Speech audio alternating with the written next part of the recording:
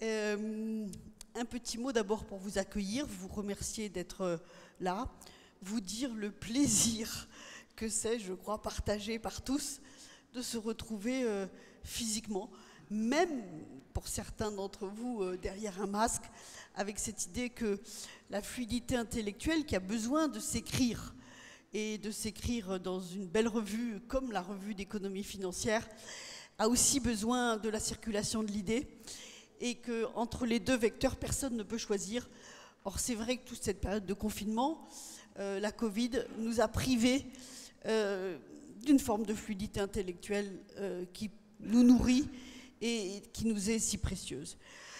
Alors, ma tâche ce soir est très simple, c'est simplement de vous présenter, de vous dire d'où l'AEFR est née et quelle est cette ambition. À mes côtés, Sylvain Deforge, qui au fond est vraiment la cheville ouvrière de toute cette belle opération, le faiseur de roi ou de reine, complétera ce que j'aurais oublié ou mal dit. Il y a quelques années, Sylvain Deforge a bien voulu donner sa force de travail et son intelligence au service de l'association d'économie financière, maison maître de la revue d'économie financière, avec l'idée que cette revue était une belle revue, qu'on en a besoin, qu'elle contribue à l'influence et au rayonnement d'une forme de pensée sur la régulation financière, et qu'on était peut-être arrivé à un tournant dans l'histoire de cette revue, puisque, vous le savez tous, elle est née au moment où Jacques Delors lançait le grand marché intérieur, avec cette idée que, eh bien, s'il y avait un marché intérieur, forcément, ça allait concerner les services financiers et qu'il y avait peut-être des choses à dire en venant d'ici sur ce que c'était la pensée d'une régulation financière. Je crois que l'histoire ne nous a pas détrompés. La question de la pensée de la régulation financière est un monde mouvant, mais où cette alchimie particulière qui était réunie autour de la revue d'économie financière, qui est une alchimie dans laquelle se retrouvent à la fois des académiques, des régulateurs et des professionnels, fait qu'il y a une capacité à délivrer des messages qui peuvent être opérationnels et qui peuvent être utilisés pour faire rayonner un mode de pensée. À côté, il y avait la belle aventure de l'EIFR, dont Édouard de Lanxin, ici présent, a assuré que Édouard de Lanxin a porté sur les fonds baptismaux, d'une certaine manière, dans le périmètre de Paris Europlace. Et après la grande crise financière, au moment où un tombereau de régulation allait s'abattre sur les opérateurs, et avec la nécessité de bien maîtriser ce que signifiaient ces régulations qui tombaient jour après jour. Et au fond, le contexte ayant bougé, comment ne pas le dire, le Brexit étant intervenu, le mode de régulation étant amené à changer fondamentalement, comme tous les métiers, à la fois du fait de la digitalisation et de l'impératif supérieur, qui n'était plus celui du marché intérieur, mais qui est devenu celui de la transition écologique, oblige à repenser les fondements de la régulation financière. Et au fond, avec le parrainage de Robert Ophel, qui était président de l'AEF, il y a eu cette idée d'une fusion. Alors, je ne sais pas qui a eu l'idée saugrenue de me proposer cette présidence, mais c'est vrai que quand on me l'a proposé, j'ai trouvé que c'était une chance inouïe, une ambition incroyable. J'espère être à la hauteur de cette ambition, mais pour évidemment la réussir, on a besoin d'être tous ensemble, avec le capital que représente la revue d'économie financière et la volonté de poursuivre cette réflexion sur la régulation financière dans une approche, et c'est sans doute une des raisons qui ont motivé ma sélection, très en phase avec ce qui se passe à Bruxelles et une capacité de dialogue et d'influence la plus forte possible vis-à-vis de la Commission européenne, vis-à-vis du Conseil. Deux mots encore pour vous dire que dans mon esprit, évidemment, la régulation financière, ça ne consiste pas à devenir le lobby des lobbies et le porte-parole des revendications de telle ou telle profession sur tel ou tel texte en négociation à Bruxelles. Il y a beaucoup de fédérations professionnelles pour faire ça, et on n'a pas besoin d'une belle maison comme la EFR pour le faire. Ce dont on a besoin, c'est non pas d'être des franchouillards scognonieux rabougris, mais d'être des esprits ouverts, intelligents, en anticipation de ce qu'il pourrait être proposé comme régulation utile pour remplir les objectifs des choix collectifs. Et dans les choix collectifs, évidemment, la régulation financière est un outil qui doit se marier avec à la fois l'innovation, qui est un facteur absolument déterminant de fonctionnement des marchés, et la gouvernance. J'insiste sur le volet de la gouvernance. Certains m'ont dit que c'était le privilège du MEDEF ou de la FEP. Je crois ne pas partager ce point de vue, tant les questions de gouvernance influent sur les conditions de l'exercice de la régulation financière. Mais ça, c'est pour nos débats internes, ou peut-être pour le numéro de la REF, j'en sais rien. Mais je le mentionne parce que je pense qu'en passant, il faut ouvrir le champ de cette manière aussi large que possible. Voilà, j'ai presque tout dit, ou en tout cas ce qui me semblait essentiel comme message pour vous aujourd'hui. Sylvain va vous dire un mot, et puis ensuite, évidemment, si vous avez telle ou telle question sur la EFR, vous êtes les bienvenus. Notre idée est de nous appuyer sur une équipe de choc, mais elle est tellement de choc que j'espère qu'elle va tenir le coup de sa capacité à délivrer, puisque nous avons autour de nous 42 membres, à la fois régulateurs et professionnels, et 4 conseils d'orientation qui sont respectivement pilotés par Benoît Corré pour ce que nous avons appelé les debate papers, qui ont vocation à être un peu plus que du poil à gratter, et qui ont vocation à explorer des terrains où il y a une pensée longue qui doit s'installer, des forums qui doivent fonctionner comme des Chatham House, en bon français, sous la responsabilité de Didier Vallet, le pôle expertise qui reprend en réalité le savoir-faire de l'EIFR sous la responsabilité d'Alain Papias, et puis la revue d'économie financière qui reste sous la haute autorité du gouverneur. Mais tout ça, voilà, on a à la fois une gouvernance très construite avec ces 4 piliers, et mon travail, mon devoir, c'est d'être certain que tout ça se marie, se coordonne, ne fonctionne pas en silo, s'articule et essaye voilà, cette belle contribution à un sujet qui peut paraître parfois abscon et qui est en réalité quand même une des chevilles ouvrières d'une économie au service d'une stratégie utile pour les uns et les autres autour de la régulation financière. Voilà. Sylvain, je ne sais pas si vous voulez compléter un petit peu. C'est pas indispensable. Merci Pervenche, dont vous avez dit évidemment, je crois, le cœur de ce qu'on essaye de faire. Le point que je me permets de compléter, c'est qu'en rapprochant d'abord sur l'AEF, et c'était vrai dans une moindre proportion du côté de l'EIFR, cette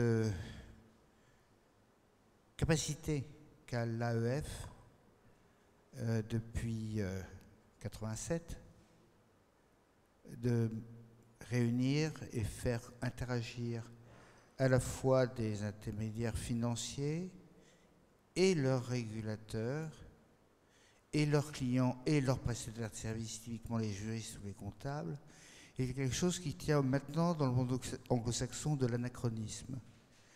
Autorisé qu'au pédale, les régulateurs, les contrôleurs et les contrôlés est une chose qui, dans le monde saxon, est aujourd'hui considérée comme au mieux borderline.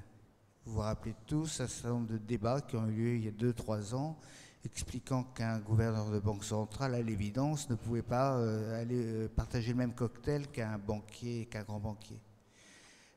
Ceci est une originalité. Alors, il se trouve qu'en 1987, nul débat sur de tels sujets n'existait ni en France, ni en Grande-Bretagne, ni en Allemagne, ni en Italie, ni aux États-Unis, ni au Japon. En France, c'est une organisation radicalement différente de celle que nous connaissons aujourd'hui. Je rappelle qu'en 1987, il n'y avait que 2 banques françaises privatisées, qui étaient Indosuez, on s'en souvient, et le Crédit commercial de France. Donc tout ceci est un autre monde.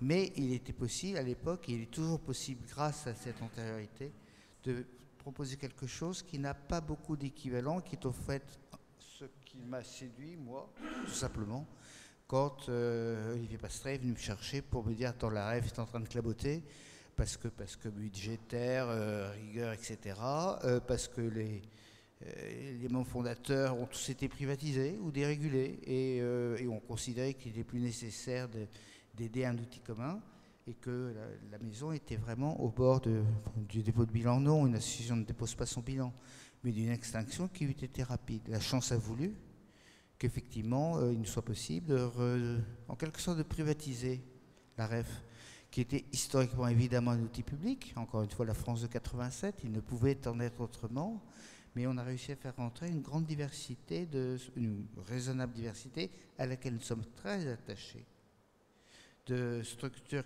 capables de mettre des inputs et de...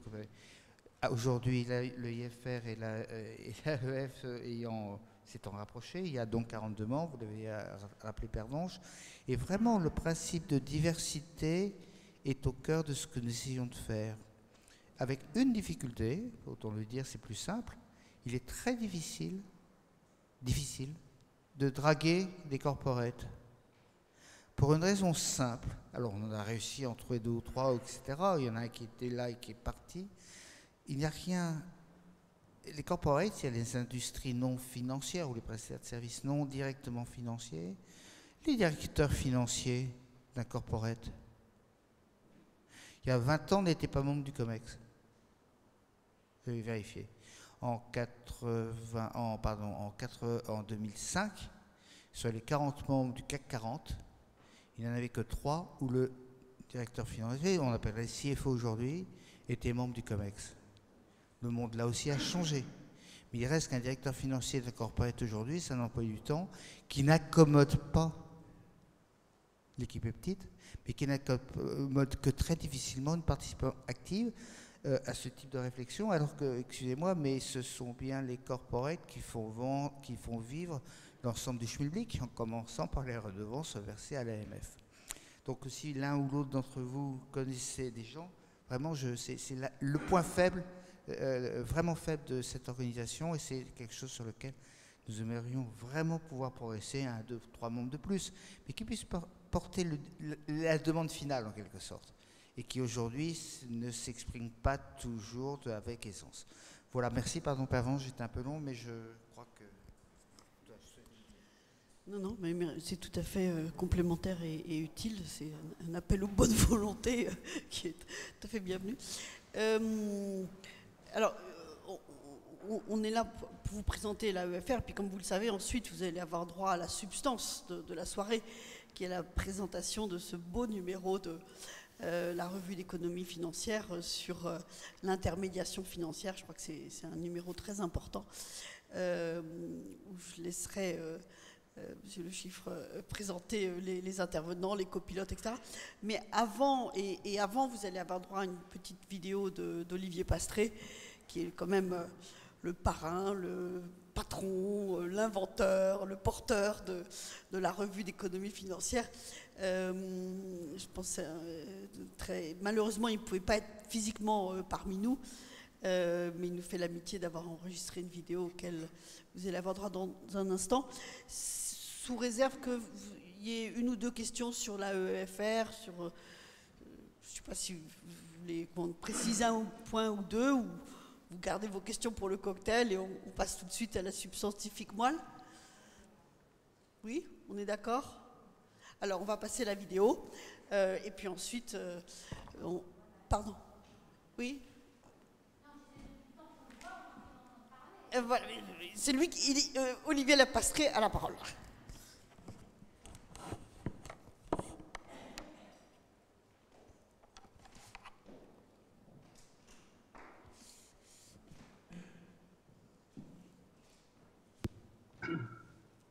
Bien, d'abord, 1000 excuses de ne pas être physiquement avec vous, mais c'était un cas de force majeure. De toute façon, je suis avec vous et grâce aux nouvelles technologies et de tout cœur. je vous rejoindrai le plus vite possible. Moi, je vais centrer ma petite présentation plutôt sur la REF. La EFR a été présentée. On est ravis et honorés de ce partenariat. Il y avait, je pense qu'il y a une autre structure qui traite de la chose financière de manière non coordonnée et pas forcément efficace. Et l'AEFR est un premier pas vers une meilleure audibilité et visibilité des spécialistes de la chose financière que fédère la REF. Alors, deux mots de la REF. Elle a été créée il y a 34 ans grâce à Daniel Lebel. Elle a deux caractéristiques principales qui la différencient de beaucoup de revues comparables ou traitant du même thème. Elle est en langue française, ce qui est de plus en plus rare. Alors, le fait qu'elle soit en langue française ne veut pas dire qu'elle est franco-française, au contraire. Elle s'est toujours ouverte à l'international à travers son conseil d'orientation, son comité de rédaction, à travers les, les auteurs qui sont, si ce n'est majoritairement, au moins de manière très significative, des auteurs non français. Elle est aussi internationale par les partenaires de l'AEFR et de la REF. Et par ailleurs, elle est disponible en anglais sur le site internet pour beaucoup d'articles, dont certains ont été traduits. Donc, de ce point de vue-là, il y a une philosophie d'ouverture, évidemment, à toutes les voix qui doivent s'exprimer. Deuxième caractéristique qui distingue la REF des autres revues, un partenariat entre le monde académique et le monde professionnel.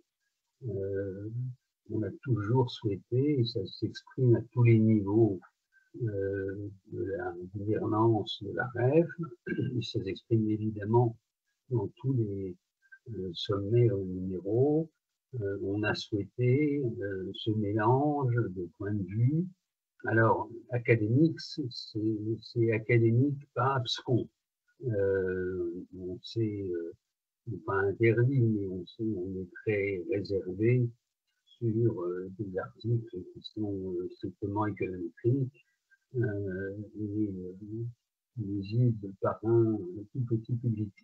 Mais l'ancrage académique de la revue est incontestable et le dialogue qui s'établit entre les académiques et les professionnels se fait aussi par les pilotes de numéros qui ont généralement ce double ancrage. Voilà pour les caractéristiques principales. Je voudrais faire quelques remerciements en mon nom personnel. Merci aux autres membres de l'AEFR, mais pour ce qui concerne la REF, je voudrais faire une mention spéciale, et je pense que vous me rejoindrez tous, d'abord pour les piliers opérationnels de la revue, qui était Xavier Mailleux et qui est maintenant François-Xavier Albouy, et évidemment l'incontournable Paola Caninieri, qui nous aide énormément. Le deuxième pilier opérationnel, c'est le comité de rédaction qui se réunit pas très souvent, mais qui donne lieu à des échanges extrêmement riche, et donc on a un pilotage. Alors là, il y a une petite dominante académique, il y a de ce fait un pilotage scientifique qui est assuré par ce comité de rédaction que je remercie. Voilà pour les piliers opérationnels. Maintenant, il faut dire deux mots des moteurs. Les moteurs, je dirais, il y a un primus inter pares, qui est évidemment Sylvain Deforge, sans qui nous ne serions pas là aujourd'hui. En tout cas, quand je dis ça, je pèse les mots, et ça recouvre toute une série de dimensions officielles ou non officielles, mais clair, c'est lui qui a porté ce projet d'AEFR vu du point de vue de la REF, mais voilà, il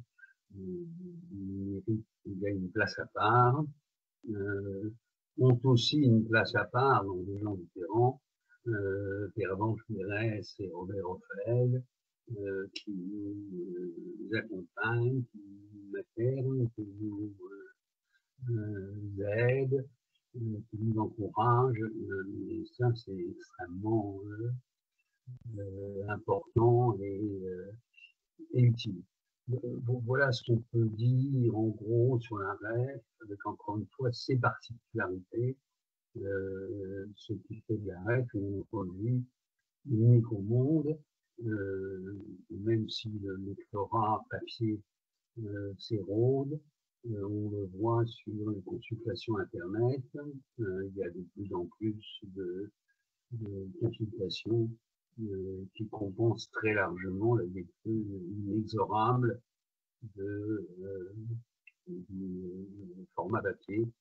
Et donc, au global, je pense que la visibilité de la REF s'est quand même renforcée au cours de ces dernières années.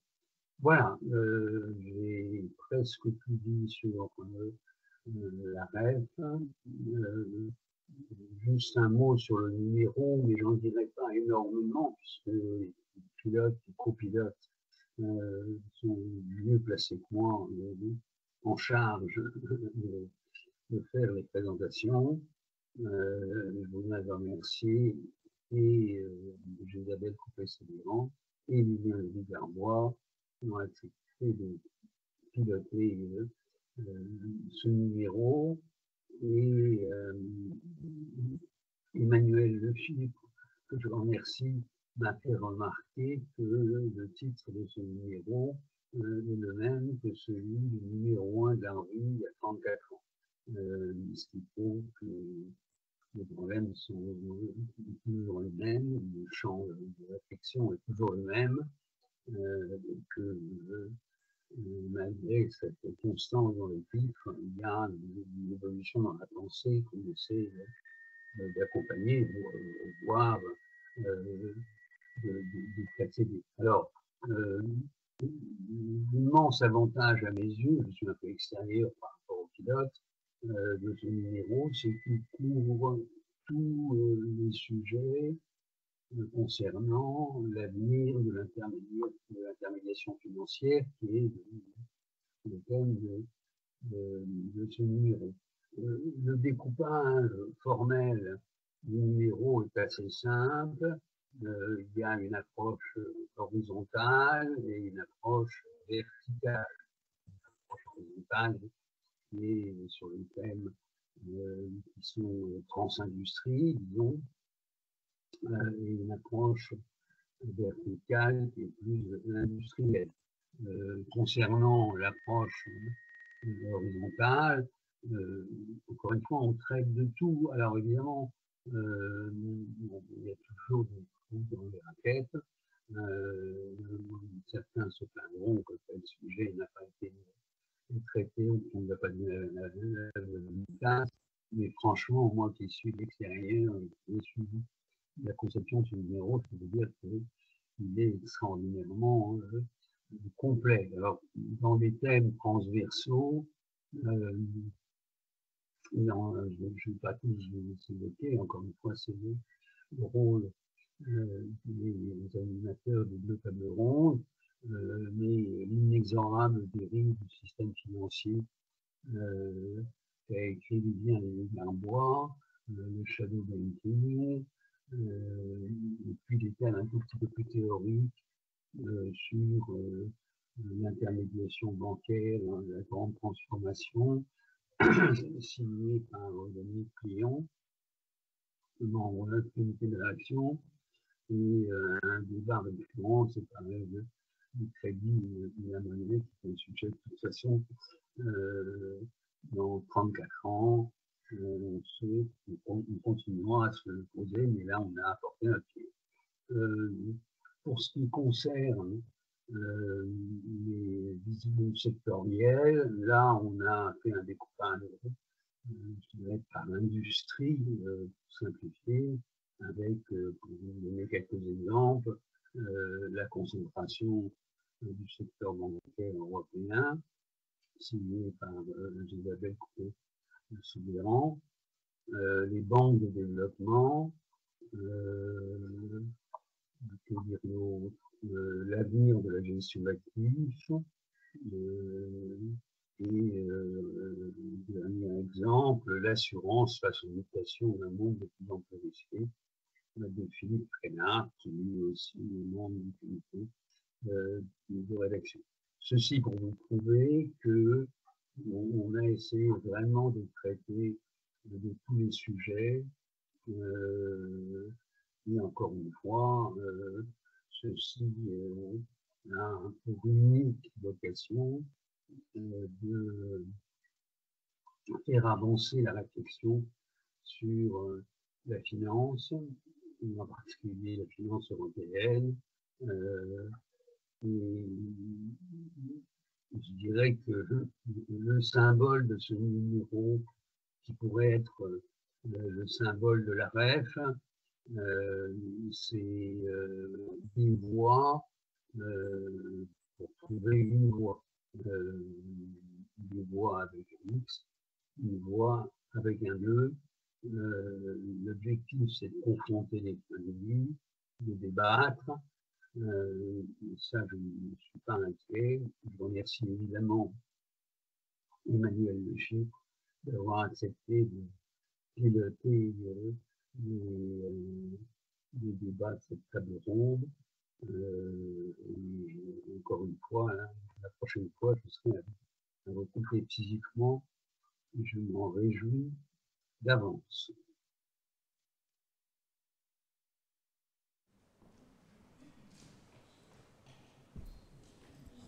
Merci, merci. On a maintenant la preuve que la liaison avec la Camargue est plus difficile qu'avec Thomas Pesquet et la navette spatiale. Mais je crois qu'on peut applaudir chaleureusement Olivier, à la fois pour tous les muraux qu'il a fait. Et nous ne manquerons pas de vous envoyer le texte de son introduction par écrit. Je pense que ce sera nécessaire. Emmanuel, je te laisse le soin de lancer cette table ronde sur ce numéro exceptionnel, mais ça, tu vas le souligner, et d'inviter tes orateurs. Tiens. Merci beaucoup. Eh bien oui, sans plus attendre, je vais vous demander de venir me rejoindre. Vivien Lévy-Garbois, Jean-Charles Rochet, Jésabelle Coupé-Soubeyran, bien sûr, et Guillaume Vuillet. Juste pour rebondir sur ce que disait Olivier, le temps que vous installiez, je crois qu'effectivement, je parle sous le contrôle de Sylvain, mais c'était le deuxième numéro de la revue qui était consacré quasiment au même thème qu'aujourd'hui, puisque le premier numéro, je crois, était une sorte de numéro général, sans approche véritablement thématique. Donc effectivement, Olivier a raison, la boucle est bouclée. Je vous en prie, chers amis, asseyez-vous. Donc, je me permets quand même en préambule de vous dire que j'ai adoré la lecture de ce numéro. Moi qui n'y connais pas grand-chose à la finance, j'ai d'abord été, séduit par la diversité des profils des contributeurs, ce qui pour moi est vraiment très important. En tant que journaliste, on a besoin d'avoir des approches très variées.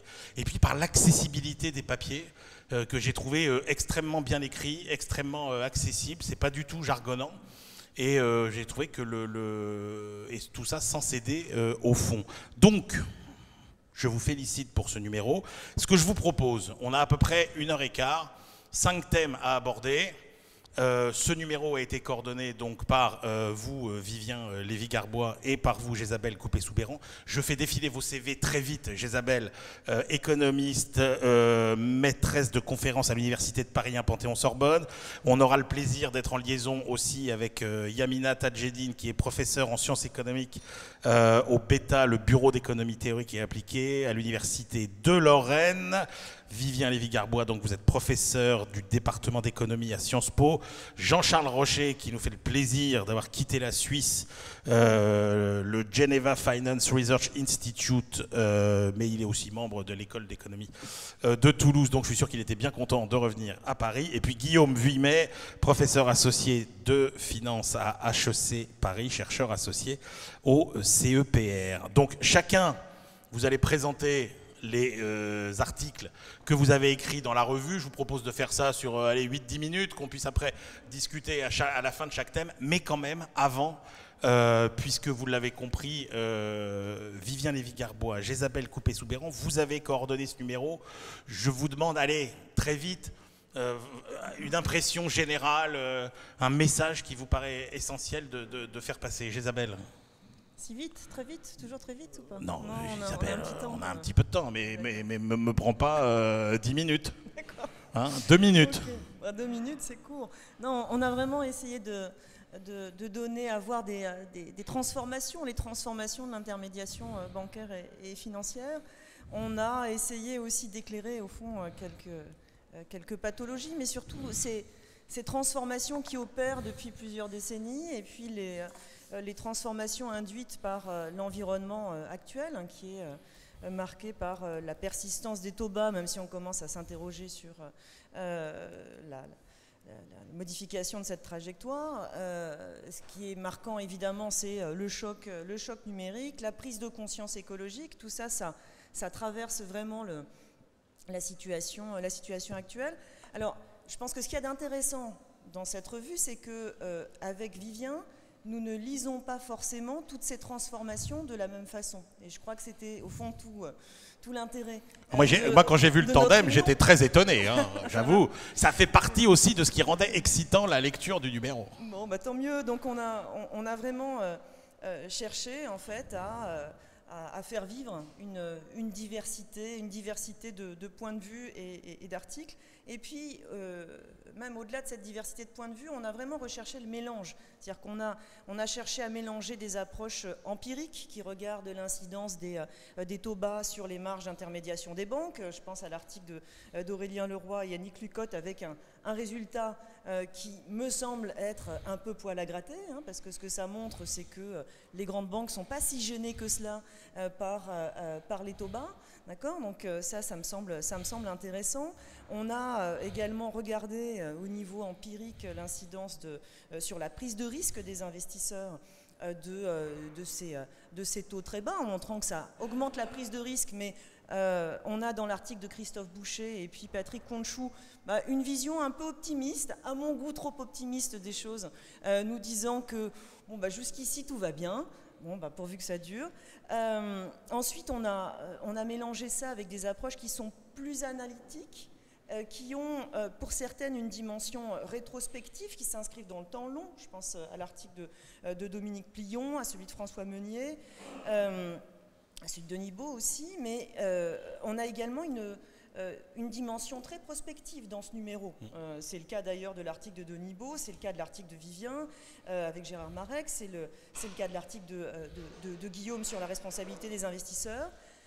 Ça mêle, ça a été dit à plusieurs reprises, des articles d'académiques, de professionnels, d'institutionnels. C'est vraiment ça la marque de fabrique de la revue d'économie financière.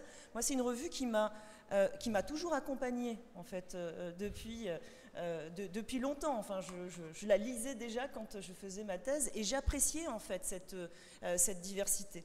Donc, je trouve que c'est très précieux.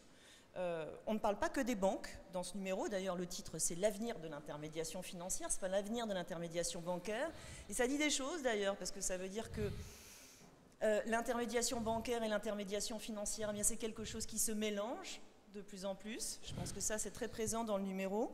Mais il y a des choses plus sectorielles, comme Olivier le disait, avec l'éclairage des transformations de la gestion d'actifs, avec l'article de Bernard Hébrand, qui regarde l'incidence des taux bas, du numérique, de la responsabilité écologique et sociale sur tout cela. On a de belles contributions sur l'assurance, avec les articles de Laurent Clerc et ses co-auteurs de la CPR, avec l'article de Philippe Trainard. Et on a bien sûr des choses sur l'intermédiation financière non bancaire, sur ce qu'on appelait il y a encore quelques temps le shadow banking. Plus personne n'ose parler de shadow banking. Yamina Tadjeddine ose parler encore de shadow banking, donc c'est bien de nous éclairer sur ce point-là. On fait vraiment un focus quand même très important sur l'intermédiation bancaire, avec la grande transformation de Dominique Plion, je sais, je vais m'arrêter, son interrogation sur le choc numérique, et puis bien sûr, la grande tendance actuelle avec la bancarisation, la financiarisation des acteurs du numérique, et ça c'est une grande question qui traverse le numéro, avec des interrogations également sur les crypto-monnaies, crypto-actifs. On pourra rediscuter un petit peu de ça, parce que moi, la question qui me vient à propos de l'essor des crypto-monnaies, des crypto-actifs, j'entends bien tout ce que l'on dit. Après, je me demande si véritablement la menace vient de là. En fait, quand on vient la menace, quand on a conscience d'une menace, c'est plus tellement une menace. Or là, les banques centrales en ont conscience, prennent le taureau par les cornes avec la monnaie centrale numérique de banque centrale. Tous les projets sont développés. Oui, mais du coup, le sujet, c'est plutôt pour les banques, pas tellement pour les banques centrales. Oui, c'est un sujet, bien sûr, c'est un sujet pour les banques, parce que la gestion des dépôts va sans doute être perturbée par le développement de la monnaie centrale, la monnaie numérique de banque centrale. Mais moi, la question que je me pose, c'est, même si, sincèrement, je ne suis pas fan du tout du projet qu'il y a derrière les crypto-monnaies. Je partage l'intention qui est de se réapproprier la monnaie. Après, ce qui nous est proposé avec une réappropriation qui me semble individuelle et qui rate la nature de bien public de la monnaie, moi ça ne me séduit pas. Mais en même temps, je pense qu'en fait, en diabolisant parfois cette évolution-là, enfin, je crois qu'on rate la vraie menace. La vraie menace, et je vais m'arrêter là, hein, mais la vraie menace, à mon sens, elle est plutôt dans la financiarisation de la monnaie.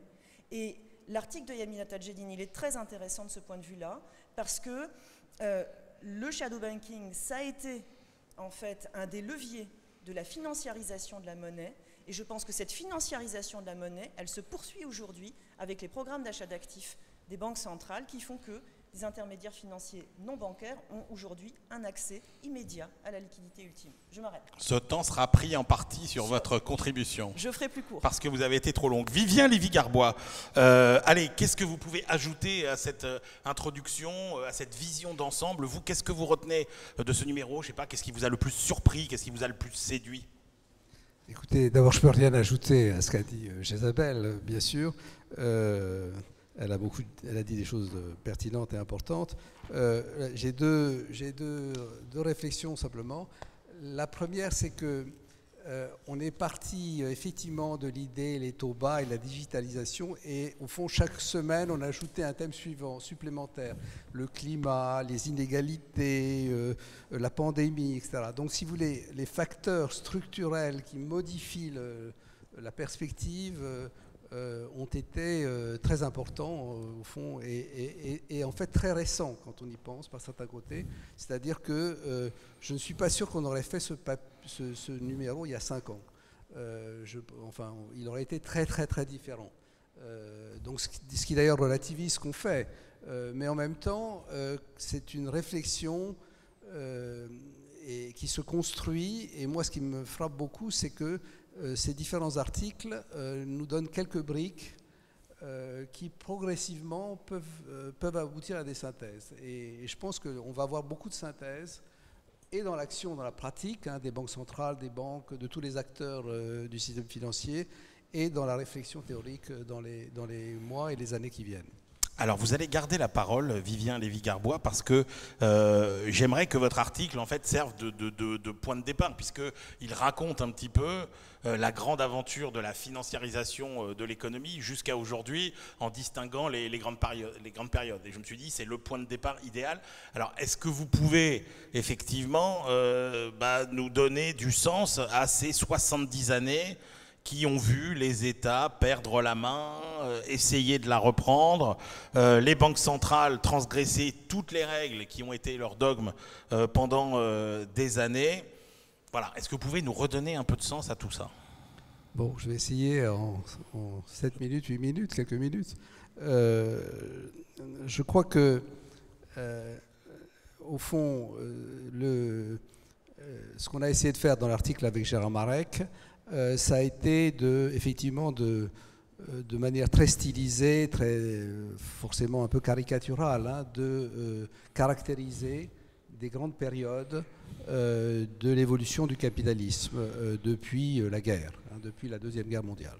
Et au fond, on a fait simple, on a fait 30 ans, 30 ans, 30 ans, je ne sais pas, de 1950 à 1980, au fond, après la guerre, donc au moment de la reconstruction, au moment où la dette était très élevée, au moment où les entreprises avaient peu de fonds propres, où les banques étaient centrées sur le crédit et où l'intermédiation bancaire était archi-dominante, il y a eu une sorte de capitalisme national, parce que l'économie était beaucoup moins mondialisée qu'aujourd'hui. Et ce capitalisme était aussi très administré. Ça a été le circuit du trésor, ça a été la priorité donnée justement à la planification et à la sortie de la guerre.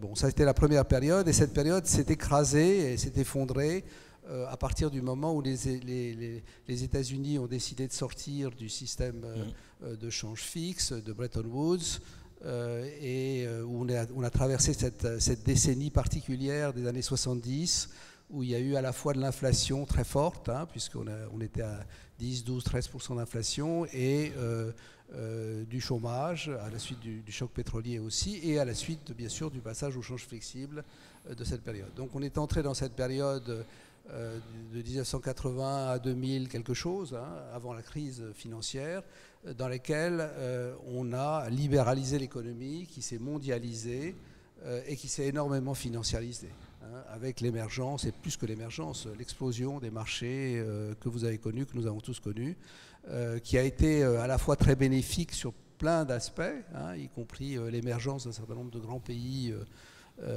du tiers-monde et de ce qu'on appelait le tiers-monde à ce moment-là, qui est dit émergent aujourd'hui, mais en fait qui est plus qu'émergent. Enfin, et donc cette période de libéralisation, au fond, c'est une période d'ouverture, de mondialisation, de globalisation, bien sûr.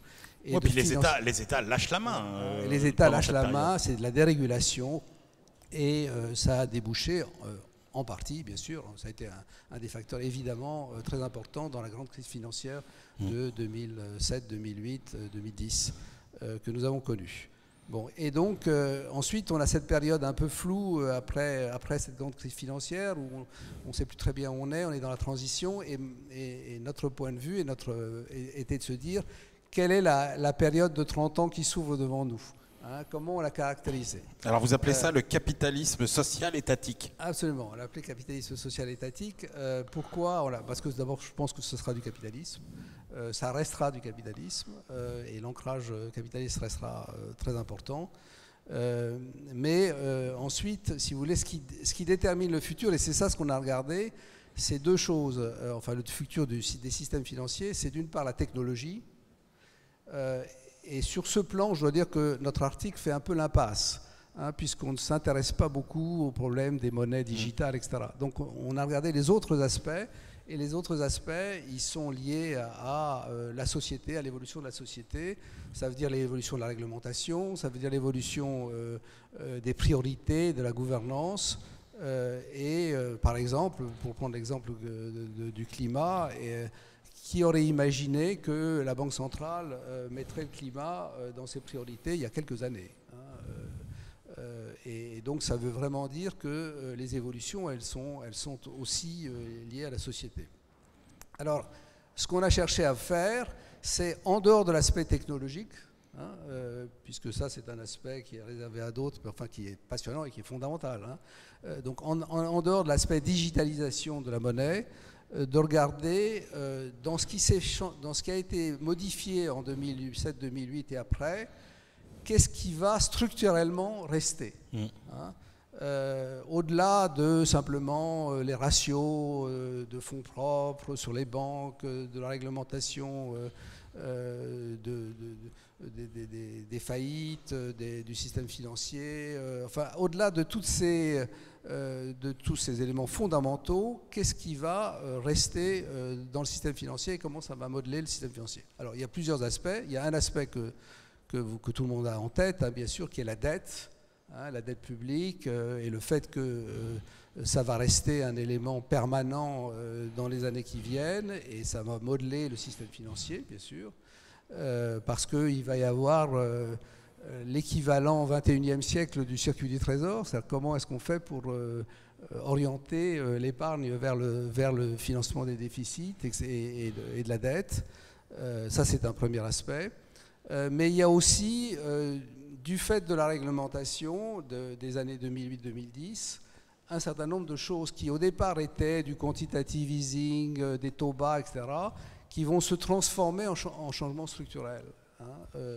Alors par exemple, je vais prendre un exemple, le système bancaire qui était ce qu'on appelle en banque, c'est-à-dire endetté vis-à-vis des banques centrales, notamment en Europe, il va devenir hors banque. Hein, c'est-à-dire que les banquiers commerciaux vont devenir prêteurs vis-à-vis des banques centrales.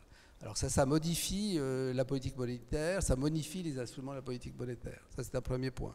Un deuxième point, c'est on essaie de montrer qu'on ne reviendra pas au monde d'avant du point de vue de la politique monétaire. C'est-à-dire que quand on a commencé le quantitative easing, les achats de titres... c'était la théorie de la parenthèse. C'était une parenthèse. Et puis on reviendra et on revient aux trends antérieurs.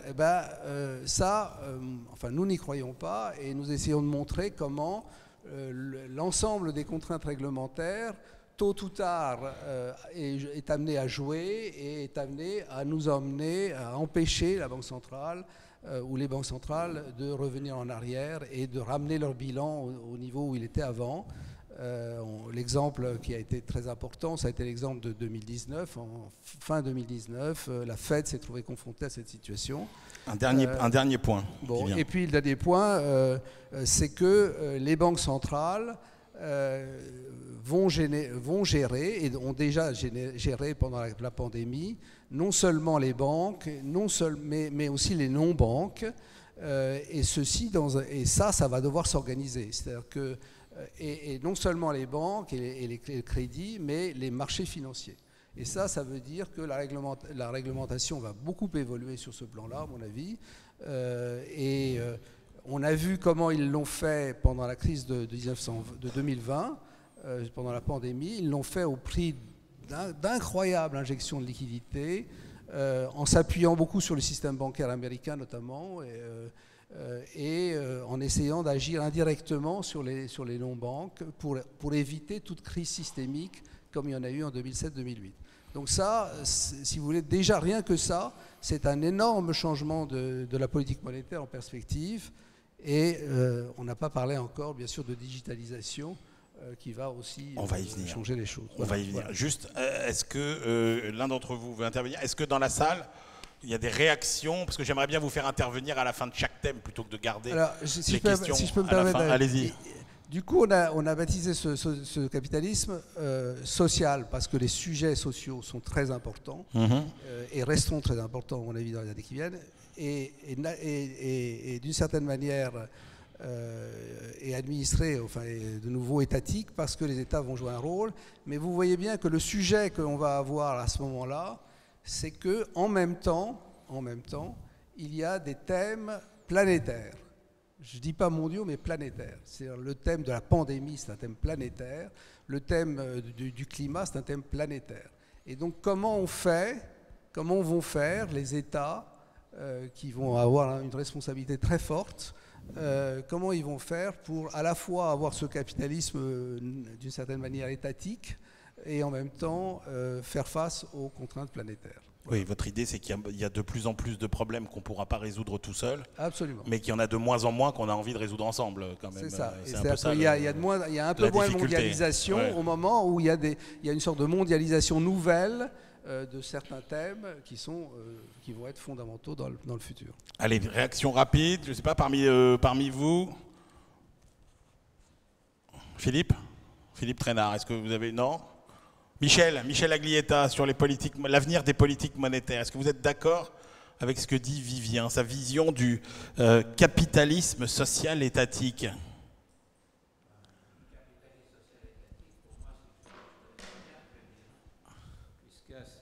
C'est le retour nécessaire, évidemment, de la planification, étant donné que le long terme va devenir absolument prépondérant, que les États doivent reprendre la main pour guider les investissements de long terme, que les investissements de long terme redeviennent prépondérants du fait que le changement climatique implique des investissements à la fois de longue durée et de très grande ampleur, et que le social est évidemment décisif, puisque en fait on doit aller vers une écologie politique, et cette écologie politique implique que toute la société soit dedans, soit d'accord.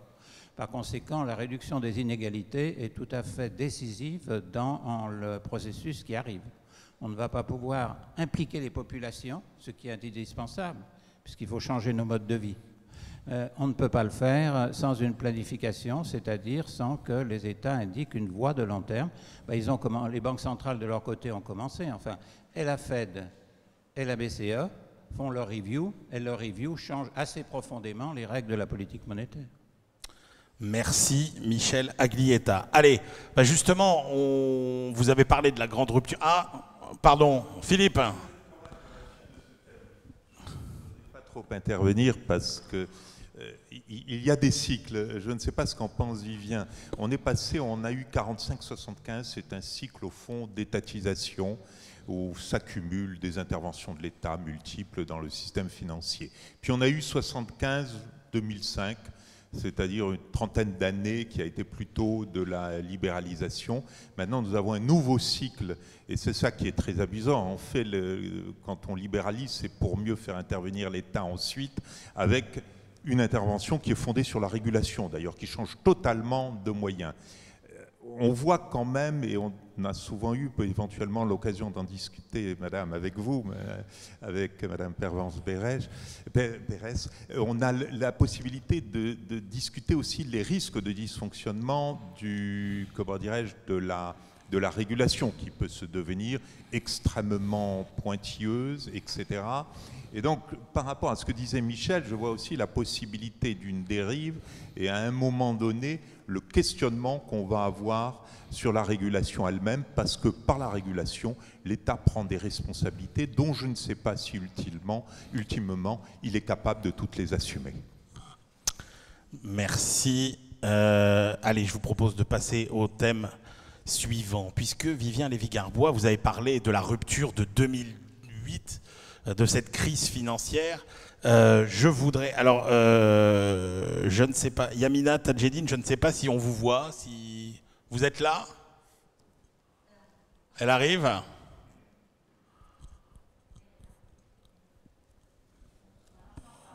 Elle n'entend pas. Allô?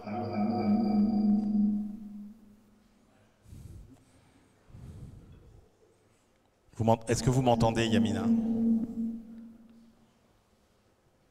Non? Bon, je vous propose, on essaie de régler le problème technique et puis on reviendra sur le shadow banking. Et ben justement, alors après, je comptais vous emmener sur les terres de Jézabel Coupé-Soubeyran. Jézabel, la crise sanitaire a accéléré les annonces de concentration dans le secteur bancaire européen. Et j'aimerais que vous nous donniez votre vision de ces concentrations, avec quand même cette idée que vous soulignez avec grande justesse, qui est de dire, dans beaucoup de secteurs, les concentrations, ça inquiète, parce qu'on se dit, ça fait moins de concurrence, etc. Mais alors par contre, dans la banque, ça a l'air plutôt de réjouir que d'inquiéter. Oui, effectivement, les moments de crise sont souvent l'occasion d'assister à à ces mouvements de concentration. Et la crise sanitaire et cette occasion-là. Et dans le secteur bancaire, en effet, ça n'inquiète pas vraiment. On sent même assez souvent un encouragement en fait à ces mouvements de concentration. Et alors évidemment, parmi les évolutions, les transformations du secteur bancaire au cours des dernières décennies, il y a eu cette tendance de fond, il y a eu cette progression de la concentration du secteur bancaire, et il y a eu l'émergence de véritables géants bancaires, de très très grands groupes bancaires, qui sont en position dominante sur le marché. On ne porte pas tous le même regard sur ces géants bancaires, je le sais bien. Certains y voient une nécessité, certains voient une nécessité dans l'émergence de très grands groupes pan-européens pour être en capacité de lutter contre le concurrent américain. Vous avez toujours l'idée que la banque, ce n'est pas une activité comme les autres, hein, quand même. Oui, tout à fait, mais on pourra revenir sur cet aspect. C'est une activité assez spécifique. Donc certains voient une nécessité dans l'émergence de ces très grands groupes, et d'autres, dont je suis plutôt, voient plutôt cela comme un danger. Alors je ne suis pas du tout en train de dire, si vous voulez, que le secteur bancaire, ça pourrait être une myriade de tout petits acteurs en concurrence les uns avec les autres, parce qu'on sait pertinemment justement que l'industrie bancaire, c'est quelque chose de très particulier. C'est une industrie de réseaux. Ce ne sont plus des réseaux en dur aujourd'hui, ce sont des réseaux dématérialisés, mais qui sont tout aussi lourds à administrer. Donc il n'est pas question de dire que le secteur bancaire, ça pourrait être un secteur parfaitement concurrentiel. Cela étant, il me semble qu'il y a quand même, si vous voulez, une certaine contradiction entre, d'un côté, la glorification de ces grands groupes bancaires par nos gouvernants et par beaucoup de professionnels, et puis de l'autre, la leçon qu'on est censé avoir tirée de la crise financière de 2007-2008, la nécessité de surveiller le risque systémique, et le fait qu'on ait dédié d'ailleurs certaines institutions internationales à cela. Chaque année, le Financial Stability Board dresse la liste des grands établissements bancaires systémiques. Depuis qu'il le fait, depuis 2011, la liste est toujours aussi bien fournie, aussi bien remplie, ça ne change pas. Et donc c'est là qu'intervient en fait l'article qu'on a rédigé avec Théo Nicolas, qui travaille à l'ACPR, qui a fait sa thèse en chiffres à la Banque de France, qui l'a soutenu il y a quelques années. Jean-Charles était dans son jury d'ailleurs. Et nous disons la chose suivante. En tout cas, c'est vraiment le point de départ, si vous voulez, de cet article. C'est si on ne prend pas bien la mesure du problème aujourd'hui que constitue la concentration, eh bien, c'est en partie parce qu'en fait, il y a un vrai problème de mesure de la concentration. On mesure mal la concentration du secteur bancaire. Alors, on mesure mal le pouvoir de marché des banques. Exactement. Ouais. En fait, si on prend le taux de concentration du secteur bancaire tel qu'il est calculé officiellement, alors on le trouve dans un rapport annuel de la Banque Centrale Européenne, on le trouve sur le site de la Banque Mondiale, et tous les académiques utilisent ce taux de concentration-là. Alors il y a plein d'indicateurs, j'en dirai peut-être un mot, mais juste si vous voulez pour rappeler ce point-là, cet indicateur, eh bien, il est calculé avec des données non consolidées. Alors, je ne veux pas être dans la technique, mais qu'est-ce que ça veut dire concrètement? Ça veut dire qu'en fait, toutes les filiales d'un grand groupe, si je prends la quarantaine de filiales résidentes en France de BNP Paribas ou celles de Société Générale, eh bien, elles sont considérées dans ces données non consolidées comme autant d'établissements indépendants les uns des autres. D'accord? Et le taux de concentration que l'on va calculer avec cela, eh bien, il va considérer ces établissements, ces filiales, comme étant indépendantes. Et donc, quand on va calculer un indicateur tout à fait standard, on va prendre les 5 plus gros rapportés au total des actifs du secteur. En fait, on va prendre les 5 plus gros parmi cette myriade d'établissements présents dans les données non consolidées. Et ça veut dire qu'en fait, avec ces données-là, que pratiquement tout le monde utilise, on n'a absolument aucune vision des groupes et donc aucune vision du pouvoir de marché des groupes, alors que quand on calcule un indicateur de concentration, c'est précisément pour essayer de mettre en évidence un pouvoir de marché. Ce n'est pas que ça, le taux de concentration, mais c'est pour mettre en évidence ce genre de choses. Alors, c'est quand même embêtant, si vous voulez, d'avoir finalement des mesures du taux de concentration qui font totalement abstraction du pouvoir de marché des groupes, qui font abstraction de la notion même de groupe.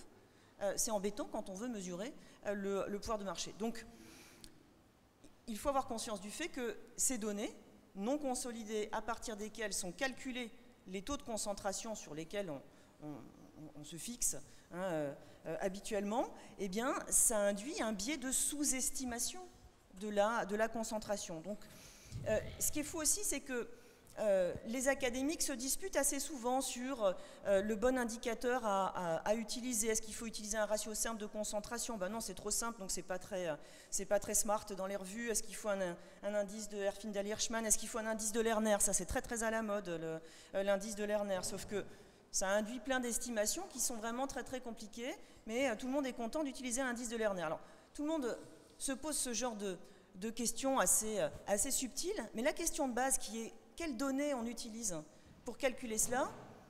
C'est un peu comme si personne ne se la posait. Donc, moi, si vous voulez, c'est quelque chose qui m'intrigue depuis longtemps. Et donc, ce qu'on a cherché dans cette contribution, c'est à corriger ce biais de sous-estimation. Alors, bien sûr que la solution, c'est pas, bon, il ne faut pas prendre les données non consolidées, prenons des données consolidées à l'échelle mondiale, puisque quand on calcule un taux de concentration, on le calcule à une échelle nationale. Et donc, ce qu'on veut, c'est une sorte de nouveau périmètre de consolidation à une échelle nationale. Et donc, qu'est-ce qu'on a fait? Eh bien, on a utilisé les données de la Banque de France via l'Open Data Room, qu'il faut saluer parce que ça donne aux chercheurs un accès aux données bancaires. Et on a récupéré donc les données de la base SURFI, qui sont des données assez détaillées sur le secteur bancaire français. Et avec cela, eh bien, on a reconstitué chaque groupe bancaire en agrégeant le total actif des filiales, en évitant évidemment les doubles comptages liés à des opérations intragroupes. Et quand on recalcule le taux de concentration après avoir effectué cette correction, c'est-à-dire après en fait avoir reconstitué les groupes dans une dimension nationale, eh bien, quand on recalcule ce taux de concentration, nécessairement, il y a un gros écart. D'accord ? Et l'écart, il est de 30 points. C'est pas rien. Quand vous calculez le taux de concentration de manière standard, vous avez un taux de concentration de 50%. On a l'impression que les 5 plus grands établissements concentrent simplement 50% de l'actif. On se dit, bon, pourquoi est-ce qu'on en fait des tonnes sur la concentration? C'est pas vraiment un problème. En fait, quand on corrige ce taux de concentration, on arrive à 80%. Et selon que on a une mesure de 50% ou de 80% du taux de concentration, eh bien, on ne prend pas la même mesure, d'accord? On n'a pas la même vision du problème et on n'oriente sans doute pas la politique prudentielle de la même manière. C'est-à-dire que si les autorités de régulation ne se préoccupent pas beaucoup de la concentration du secteur, alors que ça devrait participer grandement à la politique macroprudentielle, eh bien, c'est peut-être parce qu'il y a ce biais de sous-estimation systématique du taux de concentration. Donc voilà, c'est ça notre article. Ce qu'on dit en gros, si vous voulez, c'est prenons la bonne mesure de la concentration et réduisons vraiment le danger que font courir ces grands groupes systémiques. Mais ça voudrait dire avec de quoi? vraies politiques macroprudentielles. Alors justement, juste rapidement, puisque vous dites effectivement que cette mesure de la concentration, c'est l'angle mort des politiques macroprudentielles, ça impliquerait quoi? Qu'est-ce qu'il faudrait faire? Quel type de mesures? Si on prenait, si vous voulez, si on avait donc des mesures corrigées de la concentration, on prendrait conscience du problème que pose en tout cas davantage, me semble-t-il. On porterait peut-être pas le même regard sur le pouvoir de marché de ces grands groupes bancaires. On se rendrait compte davantage qu'ils sont donc très porteurs de risques systémiques et je pense que ça conduirait à des politiques macroprudentielles plus ambitieuses que celles qui ont été mises en place depuis la crise financière. Je ne veux pas dire qu'il n'y a rien en termes macroprudentiels, il y a eu des choses, il y a eu des ajustements des règles microprudentielles précisément pour les ajuster au cycle financier et pour les ajuster à la systémicité des groupes, mais c'est tout petit, la surcharge de fonds propres qu'on exige des grands groupes bancaires. Donc si on avait, je pense, une meilleure mesure de la concentration, ça aiderait à prendre mieux la mesure du problème qu'est la concentration, et ça, je pense, ça permettrait d'être un peu plus ambitieux sur le plan macro-prudentiel. Est-ce que vous avez des questions, des réactions? Jean-Charles Rochet, peut-être, puisqu'après tout, le co-auteur de Jézabel était, vous étiez dans son jury de thèse. Donc, quel regard vous portez sur cette problématique de la mesure de la concentration? Est-ce que vous m'entendez? Très bien. Alors évidemment, c'est un problème important et complexe, mais je crois qu'il faut... On ne peut pas négliger la dimension politique, parce qu'une des composantes, c'est le fait que tous les pays veulent avoir des champions nationaux, et que tant qu'il y aura cette concurrence entre pays pour avoir... Puis bon, je ne veux pas rentrer dans les détails, mais c'est aussi la collusion entre le système financier et le système politique. On ne peut pas négliger ça. Aux États-Unis, par exemple, le système politique est entièrement à la solde du système financier. Donc on ne peut pas négliger ces choses-là, quoi. Il ne faut pas être naïf. Donc effectivement, ce que dit Jézabel est tout à fait fondé, mais il faut aller plus loin, et il faut réfléchir aux aspects politiques de la régulation financière. Philippe?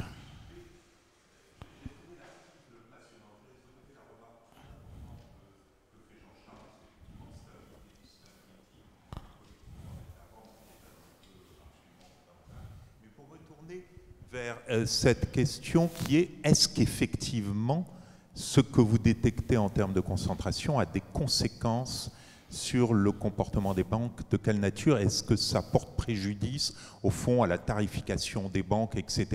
Parce que c'est un petit peu, on reste sur nos fins quand on lit votre article. On attend bien sûr la deuxième partie. Bon, et quelles sont les conséquences? Est-ce que cette mesure, mais au fond, explique certains comportements bancaires dont certains pourraient être défavorables, entre guillemets, au bien-être économique. Et là, je vois pas bien, parce que, au fond, je reste toujours sur cette idée, quand il n'y a qu'un monopoleur, c'est très mauvais, donc quand on en ajoute un second, c'est déjà un peu mieux, mais à ce moment-là, on rentre dans la concurrence oligopolistique avec ses caractéristiques. Quand j'arrive à 5 et qu'il en reste 20% qui peuvent mordre comme Revolut, etc., à ce moment-là, on a besoin de savoir empiriquement, est-ce que oui ou non, ça porte préjudice à la concurrence? Et là, je n'en sais au fond rien. La mesure n'est pas très informatrice. Elle doit inciter à regarder, mais elle n'est pas très informatrice.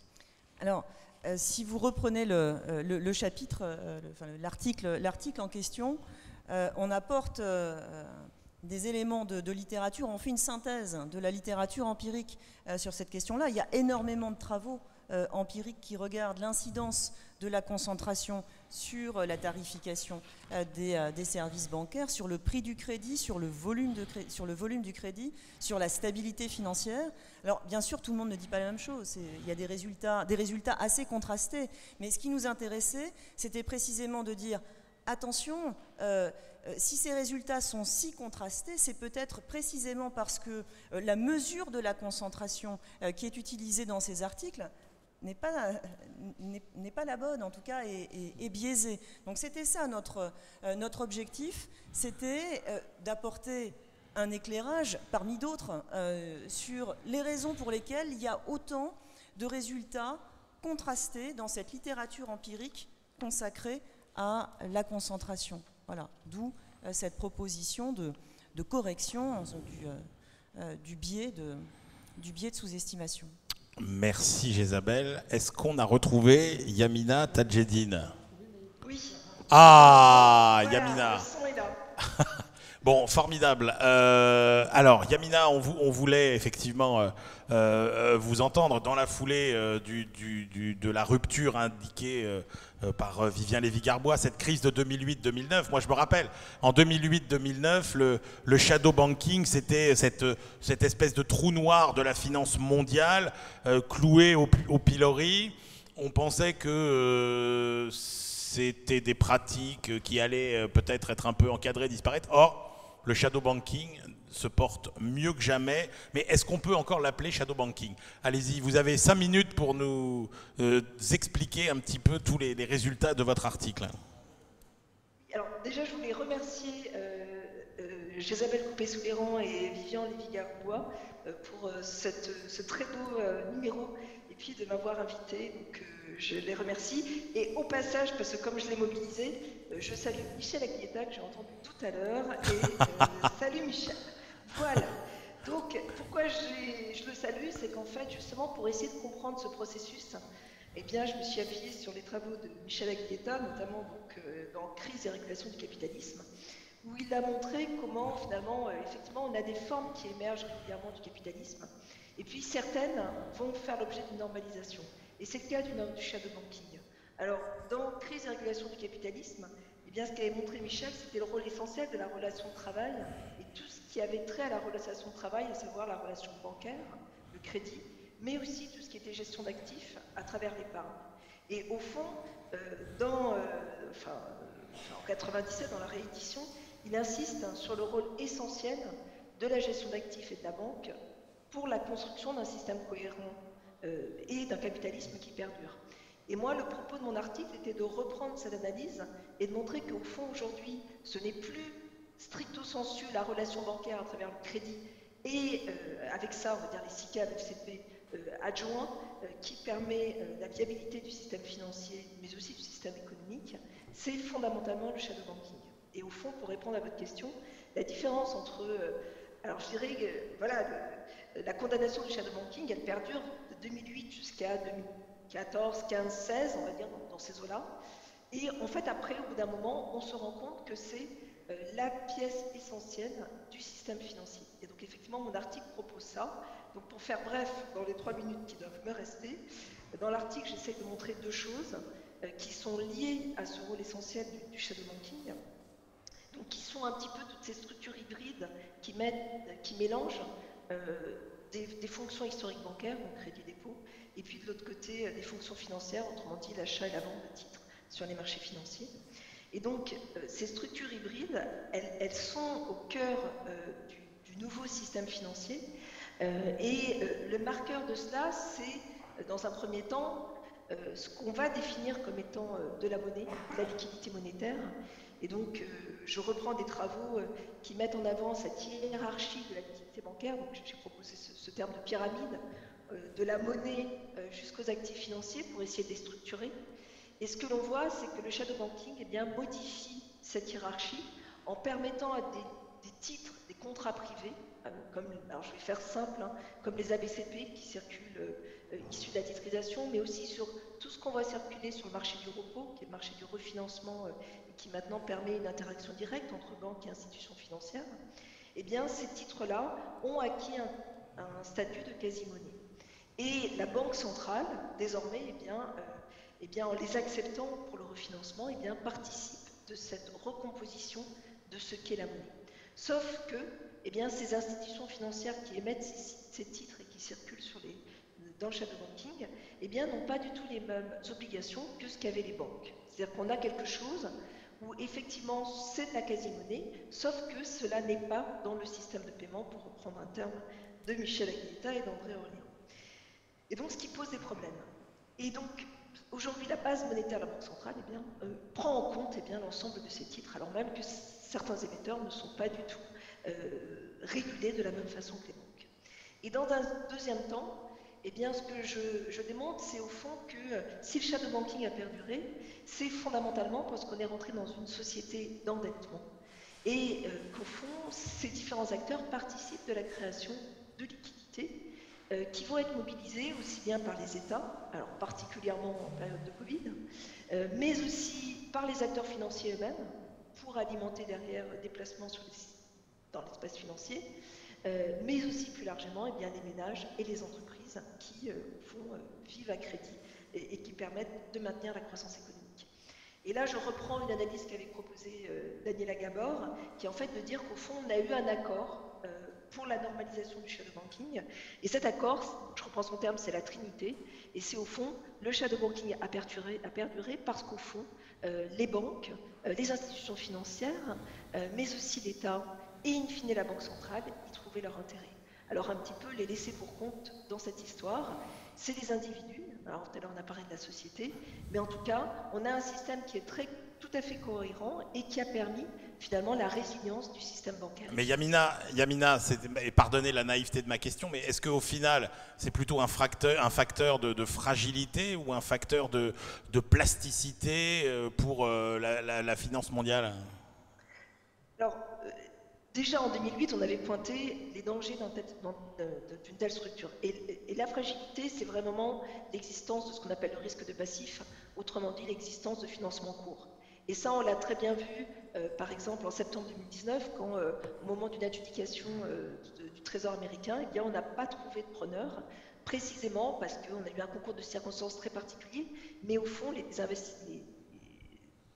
des acteurs qui habituellement achètent ces titres, donc qui sont autorisés pour acheter des titres de trésor, étaient dépourvus de liquidité et que, pour une fois, sur le marché du repos, les taux étaient trop importants pour pouvoir emprunter immédiatement. Donc on a quelque chose qui vient du risque de passif, qui est généralisé, et ça c'est une propriété du shadow banking. Merci beaucoup. Yamina, est-ce qu'il y a des commentaires, des questions parmi vous dans la salle? Michel Aglietta, vous avez été cité. Un petit mot. Juste pour dire là-bas au fond, oui. C'était juste pour dire que les régulateurs chinois en ont pris conscience, et depuis récemment, depuis 2015 environ, réduire la taille du shadow banking et son degré d'endettement est une des dimensions importantes de la régulation financière depuis cette époque. Oui, au fond. Là-bas. Madame. Là-bas. Et puis il y a monsieur aussi, je crois.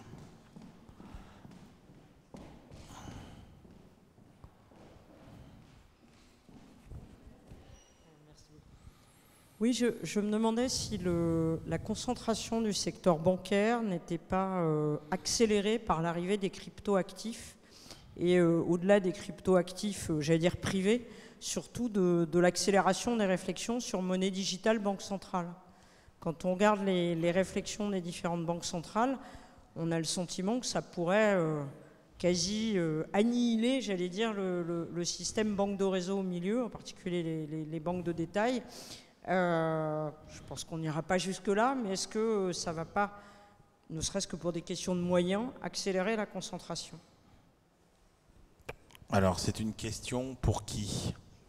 Jean-Charles, allez. Alors, d'abord, la concentration, vous la mesurez à l'actif ou au passif? C'est pas pareil. Donc là, vous faites allusion aux crypto-actifs ainsi qu'à la technologie de paiement. Et on peut penser que le rôle de l'État doit rester primordial dans le contrôle de la technologie des paiements. En ce qui concerne la concurrence, moi je suis d'accord avec Isabelle sur les dangers de la concentration dans le secteur bancaire lui-même, mais je suis encore plus inquiet de voir le rôle des GAFAM et équivalents chinois qui se mettent à développer des activités financières, parce que là on est en train de parler de plateformes qui ont plus d'1,4 milliard d'utilisateurs. Donc c'est plus la BNP Paribas, là. On est en train de parler de Facebook, de Google, etc. Donc je suis beaucoup plus inquiet par les concentrations dans le domaine des plateformes qui sont en train de mettre la main sur le système de paiement. Eh bien écoutez Jean-Charles, puisque vous avez la main, vous allez la garder, puisque c'est quasiment le thème de votre intervention. Je ne savais pas que vous aviez une complice dans la salle qui allait nous faire une magnifique transition.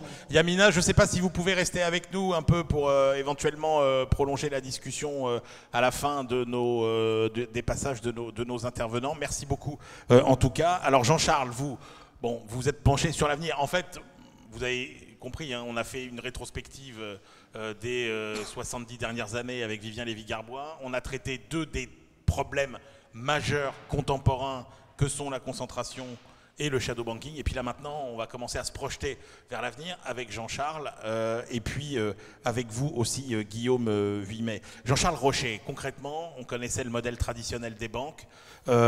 Comment finalement toutes les nouvelles technologies de l'information et les plateformes que vous avez citées, comment tout ça est en train de bouleverser le business model traditionnel des banques? Alors, avec Marianne Verdier, on a écrit cet article pour attirer votre attention sur la technologie des paiements, sur l'industrie des paiements. Parce que tout le monde est fasciné par la monnaie, depuis Aristote, tout le monde considère que c'est fondamental de s'intéresser à la monnaie, et c'est important bien sûr, mais tout le monde néglige la technologie des paiements, c'est-à-dire comment on transfère la monnaie d'un endroit ou d'un compte à un autre. Et si on y réfléchit bien, la numérisation de l'économie a entraîné un bouleversement de la technologie des paiements. C'est-à-dire il y a 20 ans, comment faisait-on pour payer? On payait par chèque, on payait par carte. Maintenant, c'est plus du tout ça. Maintenant, on paye par téléphone. Maintenant, le paysan africain qui n'a pas de compte bancaire, il peut tout à fait payer avec son téléphone. En Chine, puisqu'on a parlé de la Chine, qui sont les acteurs dominants dans les activités de paiement? Eh bien, c'est WeChat, l'équivalent de Facebook, et Ant Financial, c'est-à-dire l'émanation d'Alibaba, l'équivalent d'Amazon. Donc, qu'est-ce qui s'est passé? Mais juste, Jean-Charles, est-ce que demain, il y aura encore un acte de paiement? Est-ce qu'on paiera encore demain? Est-ce que quand on arrivera est-ce qu'on fera encore l'acte de payer d'une façon ou d'une autre? Non, peut-être pas. Sauf à revenir aux économies avant la révolution néolithique, avec le don et le contre-don, il faut quand même un système de paiement, quoi. Non, mais je sais pas, je veux dire, on arrivera. L'activité économique. Le fait, on sera reconnu automatiquement. Ah oui, mais c'est un système de paiement. Oui, non, mais bien sûr. Mais ce que je veux dire, c'est qu'on ne fera plus l'acte l'acte traumatisant de sortir des sous. Il faudra quand même que les comptes s'ajustent à un moment. Hein. La vie économique nécessite absolument. des paiements. Il y aura, donc la question, c'est comment on fait. Ouais. Et ça a complètement changé. On ne souffrira pas. Est-ce que vous avez une idée, par exemple, du volume des paiements divisé par le PIB, le ratio paiement sur PIB dans une économie moderne? Non. Ça a été toute l'histoire mondiale, en gros, avec évidemment les difficultés d'évaluer, tout ça, c'était de l'ordre de 4 ou 5. En gros, on recevait son salaire, on le dépensait, et puis on faisait des placements, etc. Maintenant, c'est plus de 100 fois.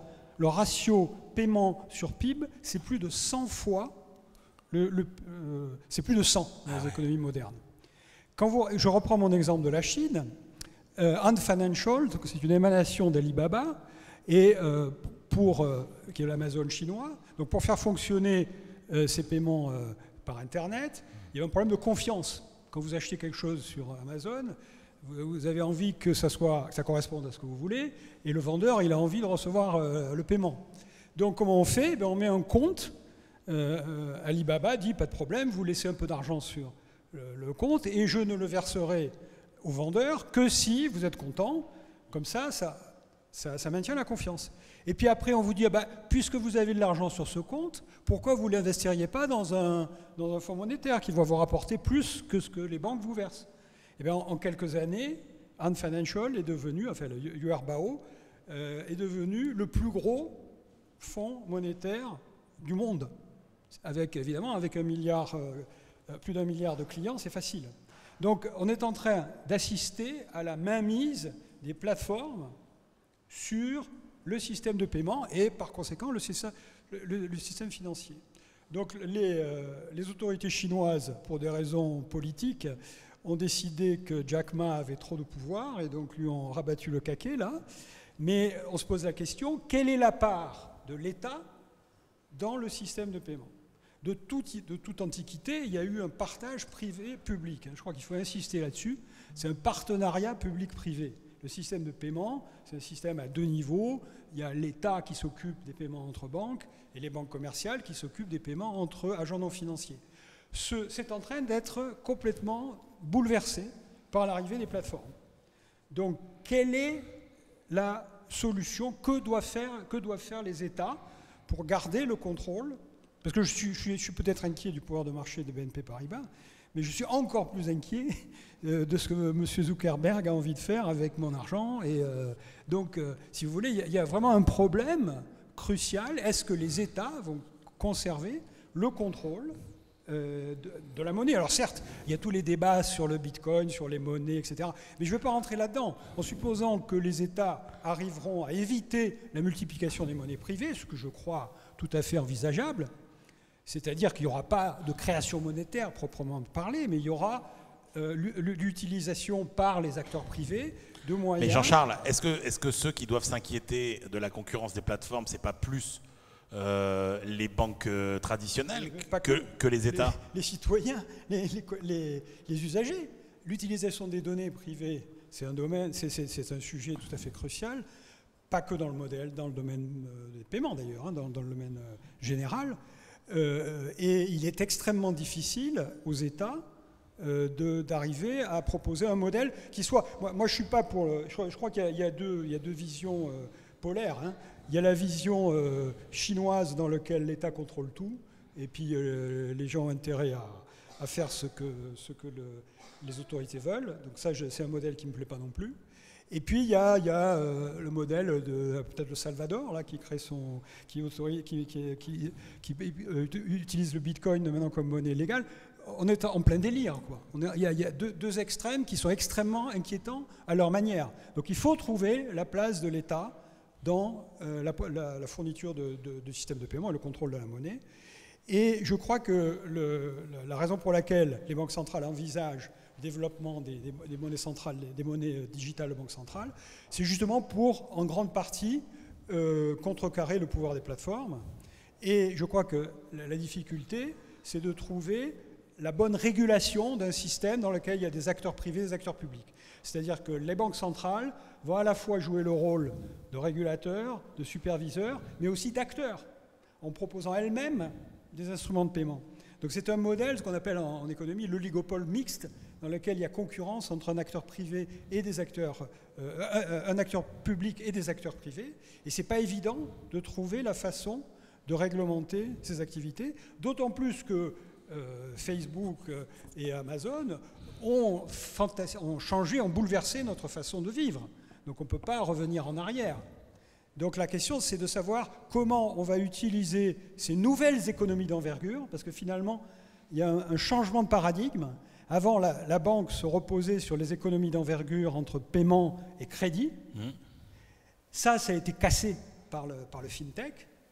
Et maintenant, les plateformes essaient de recomposer les paiements avec d'autres activités de réseau, comme par exemple le commerce électronique. Et c'est assez légitime d'une certaine façon, puisqu'il y a des économies d'envergure. Donc la question, c'est comment peut-on faire pour éviter un pouvoir de marché absolument colossal que ces plateformes, du fait de leur taille, possèdent, tout en maintenant l'innovation, parce que c'est un domaine qui change en permanence.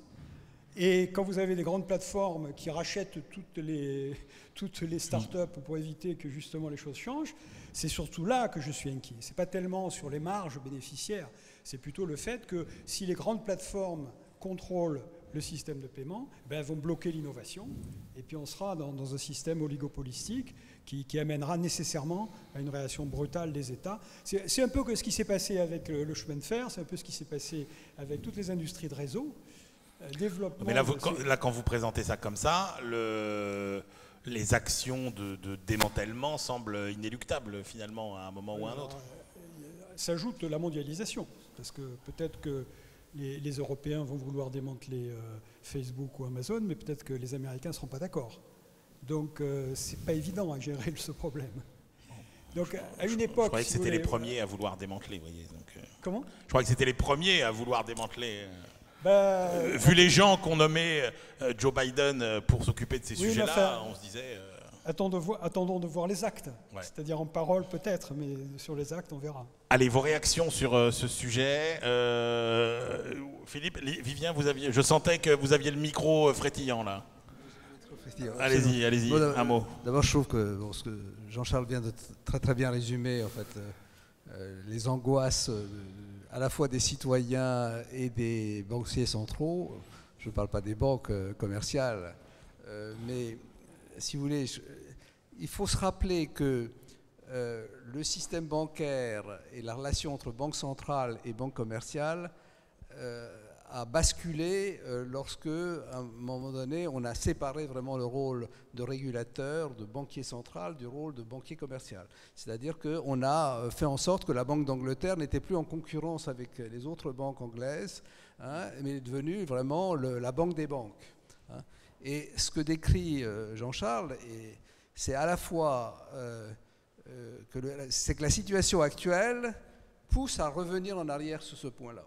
C'est-à-dire que pour l'instant, alors sauf à ce qu'on trouve d'autres solutions, les solutions qui sont envisagées, c'est de revenir dans le système dans lequel les banques centrales, pour des raisons complètement légitimes, hein, et qu'a très bien expliqué Jean-Charles, reviennent dans la bataille, donc redeviennent des acteurs avec les banques commerciales, donc en concurrence d'une certaine manière avec les banques commerciales, donc à la fois régulateurs, enfin j'allais dire gendarmes et voleurs, quoi, à la fois gendarmes et voleurs, hein, et ça c'est compliqué, quoi.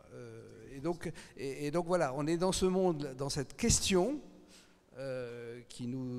à la fois qui nous fascine et qui nous terrorise tous, de savoir qu'est-ce qu'il faut faire dans ce cas-là. Exactement ça.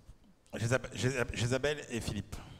Oui, dans le choc numérique actuel, hein, auquel les banques doivent s'adapter, il y a effectivement il y a deux choses à distinguer. Il y a la problématique FinTech et la problématique Big Tech. Et en fait, ce sont deux problématiques très différentes. C'est-à-dire que la problématique FinTech, je pense que c'est quelque chose qui ne fera pas grand mal aux banques, et elles s'y adaptent déjà très bien avec des achats, avec des partenariats. C'est pas un problème. Ouais, les FinTech, c'est un peu Uber et le G7, quoi.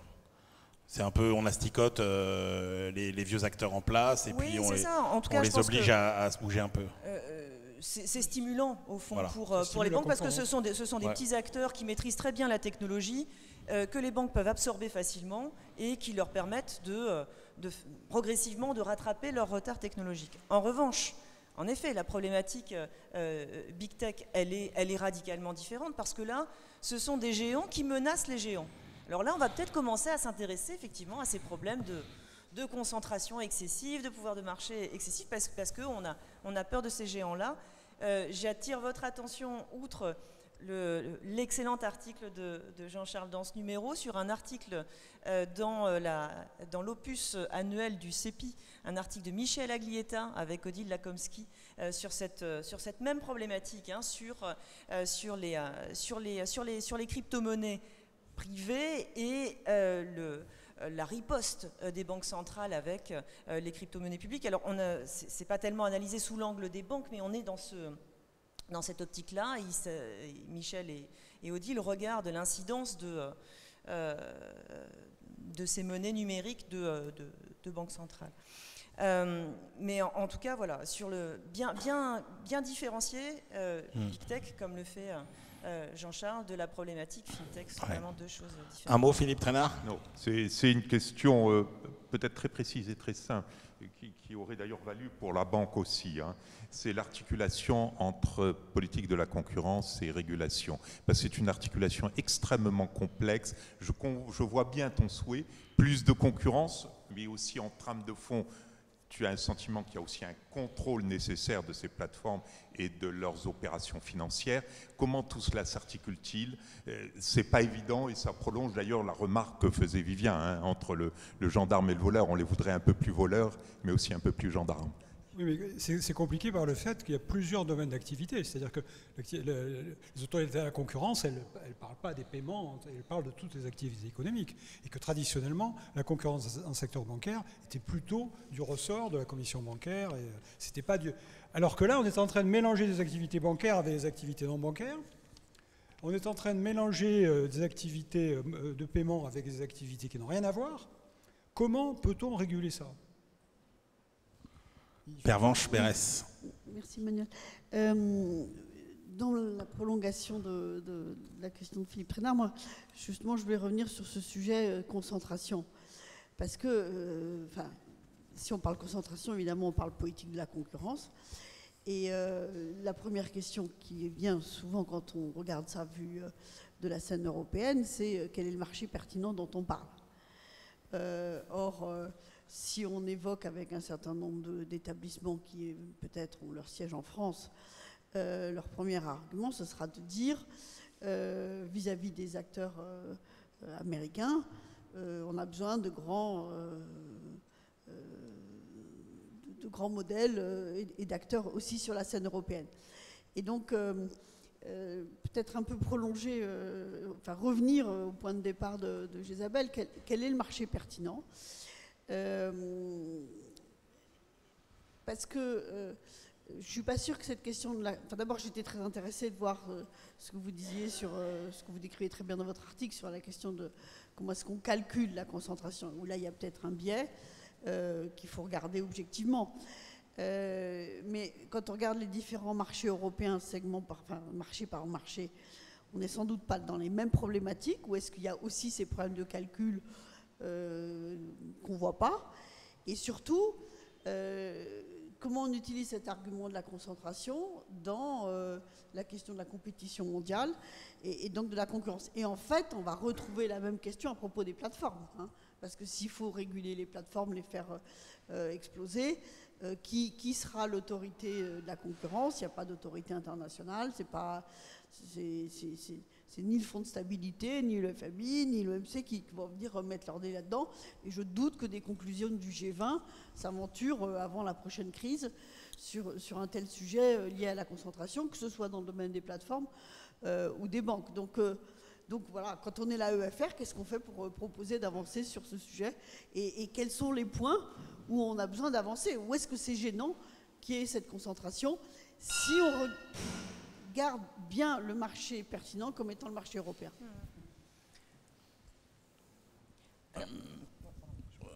Vous avez, très rapide, si vous avez juste une réaction à ça, et sinon on passe à l'autre grande question de l'avenir.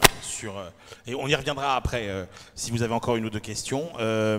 Guillaume Vuillet, alors vous penchez effectivement sur une question qui est plus que financière, qui est philosophique, quasiment. Et j'aime bien cette façon d'essayer de démonter un petit peu tous ces mots valises dont on finit par ne plus savoir ce qu'ils veulent dire.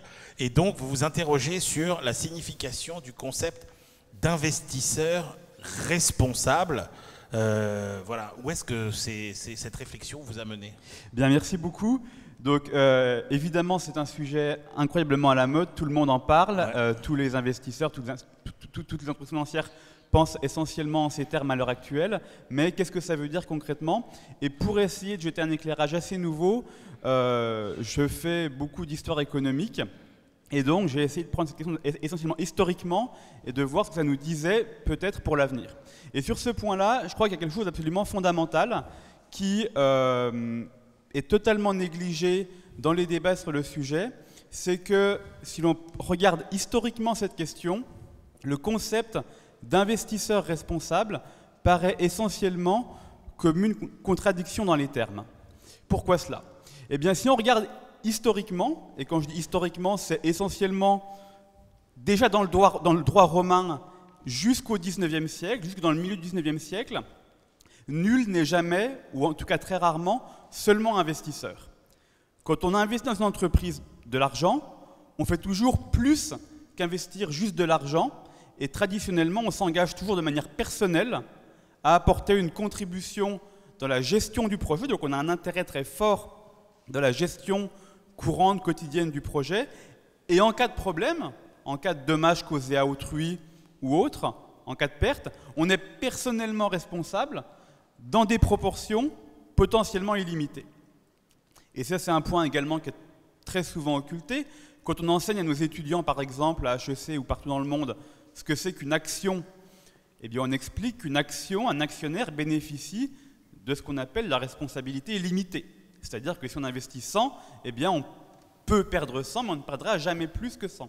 Eh bien, ceci même, qui nous paraît une caractéristique évidente des actions, n'est pas si évident que ça, puisque pendant plusieurs siècles, ça n'a pas existé et que ça s'est généralisé en fait que dans le milieu du XIXe siècle, dans les années 1840-50 en Angleterre, 1866-67 en France. Bien. Avant cela, un investisseur, un actionnaire, était responsable de manière illimitée, c'est-à-dire si on investit 100 dans une entreprise, mais le projet est un désastre et cause par exemple des dommages à autrui dans des proportions égales à 200, eh bien l'actionnaire perdra 100 et puis on ira le chercher pour demander les 100 supplémentaires pour engager donc sa responsabilité de manière beaucoup plus importante. Bien.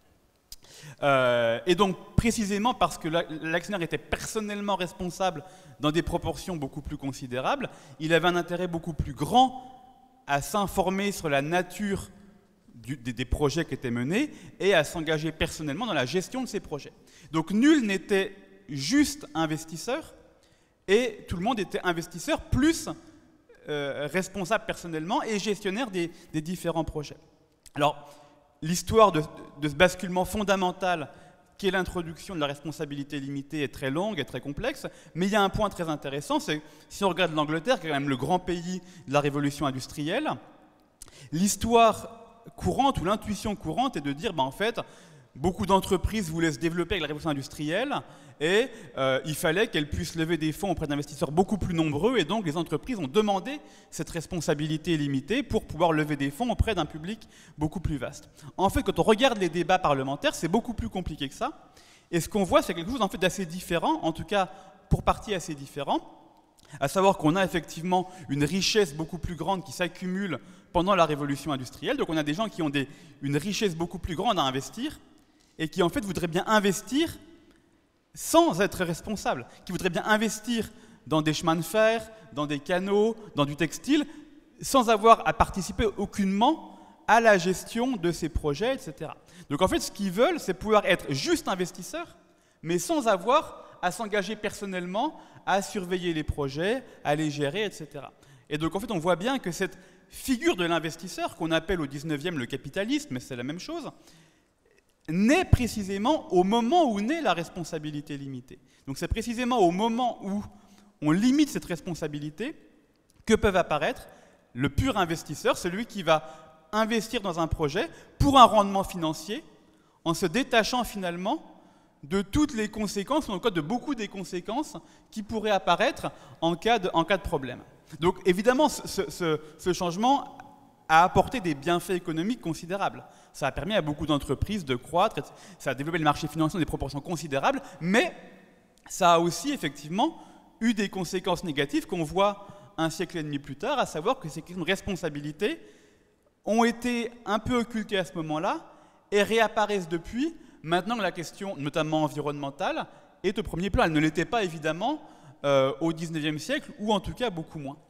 Et vous voyez, quand vous dites investisseur responsable, on sous-entend par rapport à une forme d'égoïsme finalement dans l'investissement court-termiste, mais il y a presque une notion de désintéressement, vous voyez, presque de générosité, d'altruisme.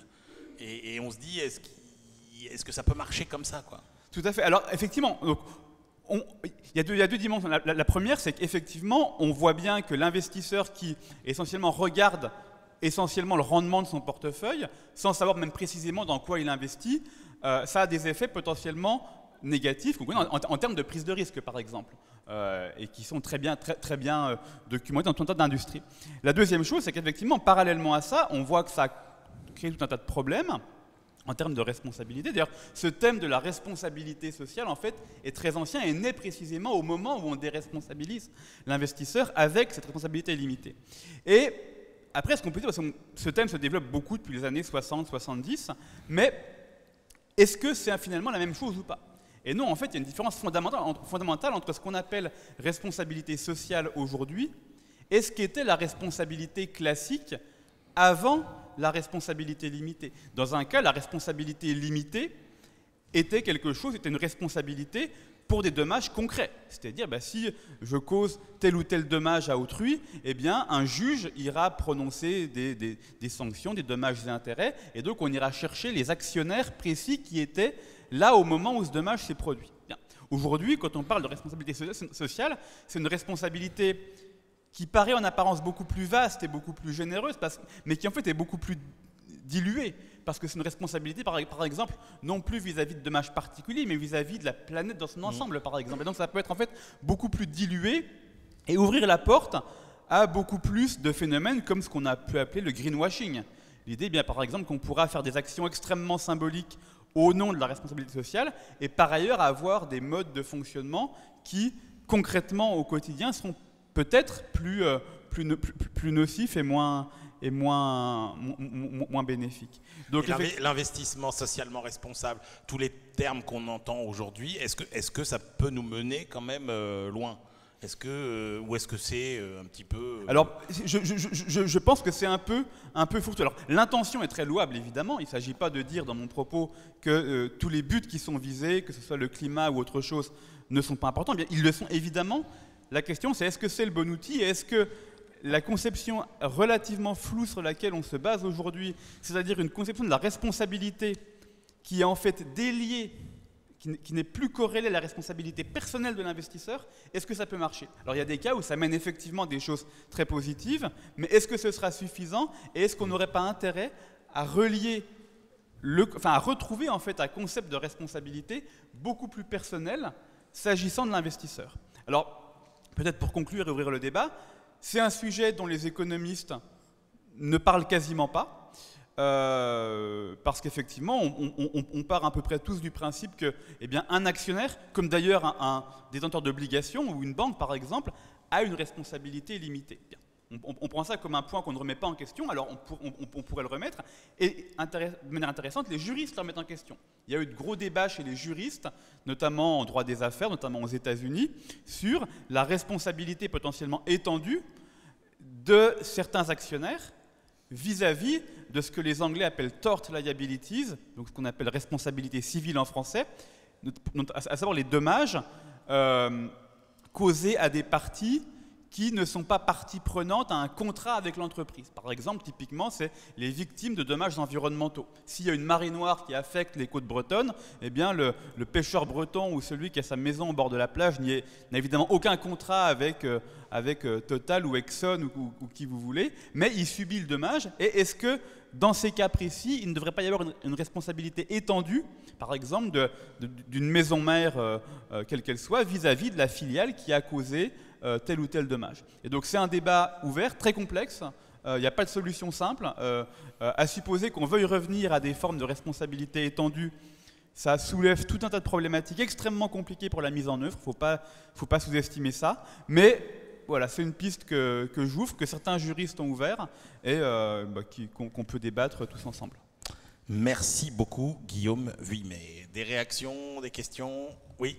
Oui, c'est passionnant. Est-ce que vous ne pensez pas qu'il y a d'abord, dans une certaine mesure, les taxonomies européennes qui sont en train d'être mises en place permettent de clarifier un peu la question pour la responsabilité environnementale, mais qu'en filigrane, ce qu'on appelle la responsabilité sociale est beaucoup plus délicate, puisqu'on a du mal à trouver un modèle commun entre les États-Unis et l'Europe, par exemple, ou même entre les pays européens.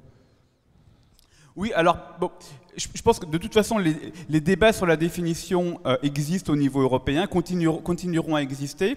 En un sens, ma remarque, finalement, vient avant ou en surplomb, à savoir de dire que ce qu'on appelle responsabilité sociale, quelle que soit la manière dont on le définit, est quelque chose de fondamentalement différent de la responsabilité classique au sens juridique et au sens du droit. La responsabilité classique, issue du droit romain et qui a traversé toute l'histoire, est toujours une responsabilité personnelle et une responsabilité pour des dommages concrets, localisés, particuliers. La responsabilité sociale est toujours quelque chose de beaucoup plus vaste, et peut-être que le terme de responsabilité est pas très adapté à cela. Après, sur la question fiscale, il y a tout un tas d'enjeux intéressants, notamment sur le fait que la responsabilité peut-être plus étendue des actionnaires vis-à-vis des conséquences néfastes qu'une entreprise peut avoir est, à mes yeux, un élément important. Ce n'est pas le seul, et tout ça doit être complémenté avec d'autres formes d'intervention publique. Il y a également une littérature à la fois en économie assez limitée, mais aussi en droit, sur la complémentarité, par exemple, entre régulation et responsabilité. C'est-à-dire, finalement, est-ce que la responsabilité limitée est un problème s'il y a une régulation qui elle-même est parfaitement faite? Et la réponse, souvent, est de dire, en fait, pas toujours. Il y a des cas où ça peut l'être, mais pas toujours. Voilà. Allez, une petite réaction rapide. Jean-Charles Rochet, Jésabel Coupé-Soubeyran, et c'est Philippe Trainard qui aura le mot de la fin. Donc, deux petites remarques rapides.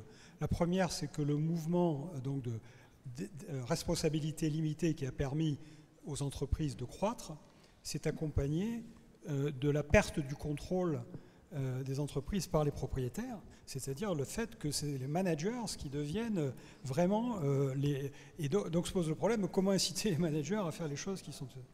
La deuxième remarque que je voulais faire, c'était qu'en matière de réchauffement climatique, par exemple, c'est encore plus compliqué parce que les personnes qu'on est en train de causer des dommages sont les générations futures qui ne sont ni représentées au Parlement ni capable de faire des procès. Donc je me demande si les aspects légaux ou même réglementaires peuvent résoudre ce problème, et si la seule solution, ce n'est pas une éthique du manager, une éthique de l'entreprise qui décide de prendre en compte les intérêts des générations futures qui ne sont pas représentés ni au Parlement, ni dans le système politique. Enfin, ça veut dire qu'il faudra que ça se retrouve dans les prix d'une façon ou d'une autre ou...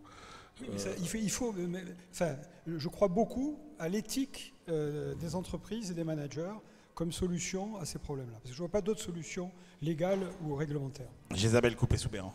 Oui, juste une petite remarque. Moi, je trouve ça vraiment passionnant comme réflexion, et cette question qu'on se pose là sur l'extension de la responsabilité pour arriver justement à une plus grande responsabilité environnementale, ça pourrait être intéressant. En revanche, je m'interroge beaucoup sur l'incidence que cela aurait sur le fonctionnement des marchés d'action, et notamment sur les marchés primaires, dont on sait qu'en fait, les marchés primaires, ils sont dans une atonie totale. Ce qui marche à la bourse sont les marchés secondaires avec une hyperactivité, mais en revanche, les marchés primaires, il ne se passe rien. Ils sont complètement débordés par l'essor de fonds de private equity, et donc il me semble que là, on buterait sur un problème supplémentaire. Mais ça reste passionnant. Philippe Trainard, le dernier mot. Oui, j'avais une remarque, parce que votre article est passionnant, mais quand je l'ai abordé, en fait, j'avais une idée préconçue. Et je me permets de vous la soumettre. En fait, vous abordez le sujet par la question de la responsabilité limitée, et vous vous placez dans le débat responsabilité limitée, responsabilité étendue, qui est un peu un débat, je pense, d'ailleurs, vous l'avez dit, très difficilement soluble, voire même purement contradictoire. Et en fait, moi, j'avais abordé, dans ma tête, je m'attendais à ce que vous l'abordiez par le biais de la responsabilité sans faute. Moi, je reste dans l'idée, au fond, de l'entrepreneur qui a bénéficié de sa responsabilité limitée et à qui on va dire, à partir de la fin du 19e siècle, accident du travail, d'accord, c'est pas vous qui avez assassiné le travailleur, mais votre activité, etc., vous impose un certain nombre de responsabilités qui peuvent être liées à l'éthique sociale ambiante, et je déclenche donc en cas d'accident du travail la responsabilité sans faute de l'entrepreneur. Est-ce que par hasard vous pourriez juste nous dire un mot pourquoi vous avez choisi l'embranchement responsabilité limitée plutôt que cet embranchement-là? Alors c'est peut-être une illusion de ma part, hein, je dois reconnaître. Non, mais je pense que les deux sont complémentaires et les deux sont intéressants. Je pense que dans les deux cas, ce qui caractérise l'évolution moderne au 19e et surtout à la fin du 19e siècle, et plus encore évidemment au 20e, de l'entreprise moderne, c'est un processus lent de dépersonnalisation. C'est-à-dire qu'au début du 19e, à de rares exceptions près, les compagnies des Indes et quelques chemins de fer, toute entreprise économique est personnelle. Toute entreprise est nommé selon un nom de famille. C'est pas SpaceX, c'est Dupont et compagnie, etc. et frères. Bien. C'est toujours des entreprises personnelles et donc des responsabilités personnelles de celui qui investit, de celui qui prend des décisions, dans tous les cas. Et il y a deux formes de dépersonnalisation. C'est d'abord la responsabilité limitée qui, comme le disait Jean-Charles, fait qu'à partir du moment où les actions deviennent beaucoup plus liquides, peuvent être échangées beaucoup plus liquidement, l'identité de l'actionnaire n'a plus aucune importance. Danone ou Total sont complètement indifférents à ce que ce soit Jean-Charles ou moi leur actionnaire. À l'heure actuelle, ça n'a absolument aucune espèce d'importance, alors que ça a été fondamental à ce moment-là. Et la deuxième, c'est effectivement, dans ces structures beaucoup plus grandes, la montée de la responsabilité sans faute, qui contribue évidemment également. On reconnaît que ces structures qui prennent une sorte d'autonomie, ces entreprises qui prennent une sorte d'autonomie par rapport à la personne des fondateurs ou des actionnaires, et qui évidemment acquièrent à ce moment-là une personnalité juridique distincte à la personnalité morale qu'elles n'avaient pas avant, peuvent être responsables indépendamment de toute faute personnelle. Donc c'est vraiment deux dynamiques qui sont très complémentaires. Merci beaucoup de votre attention. Merci beaucoup à tous les 5, Vivien Lévy-Garbois, Jésabel Coupé-Soubeyran, Yamina Tadjedine, Jean-Charles Rocher, Guillaume Vuillemet, d'avoir fait vivre ce magnifique numéro de la revue d'économie financière. Merci à tous de votre attention. Et je ne peux que vous inciter à venir à l'acheter d'abord, bien évidemment. Et puis avant de l'acheter, vous avez quand même le droit d'aller vous désaltérer au fond de la salle. Au fond de la salle, libation du cocktail de rentrée de la EFR. Hein?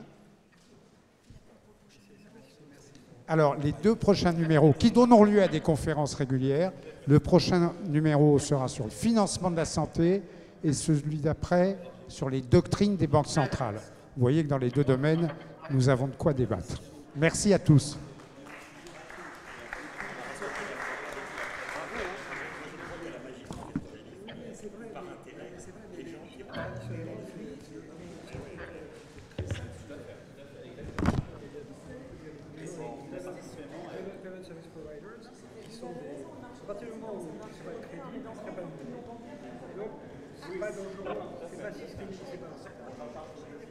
Ok, mais c'est tout. Je l'écoute moi aussi. Après, tout ce qui nous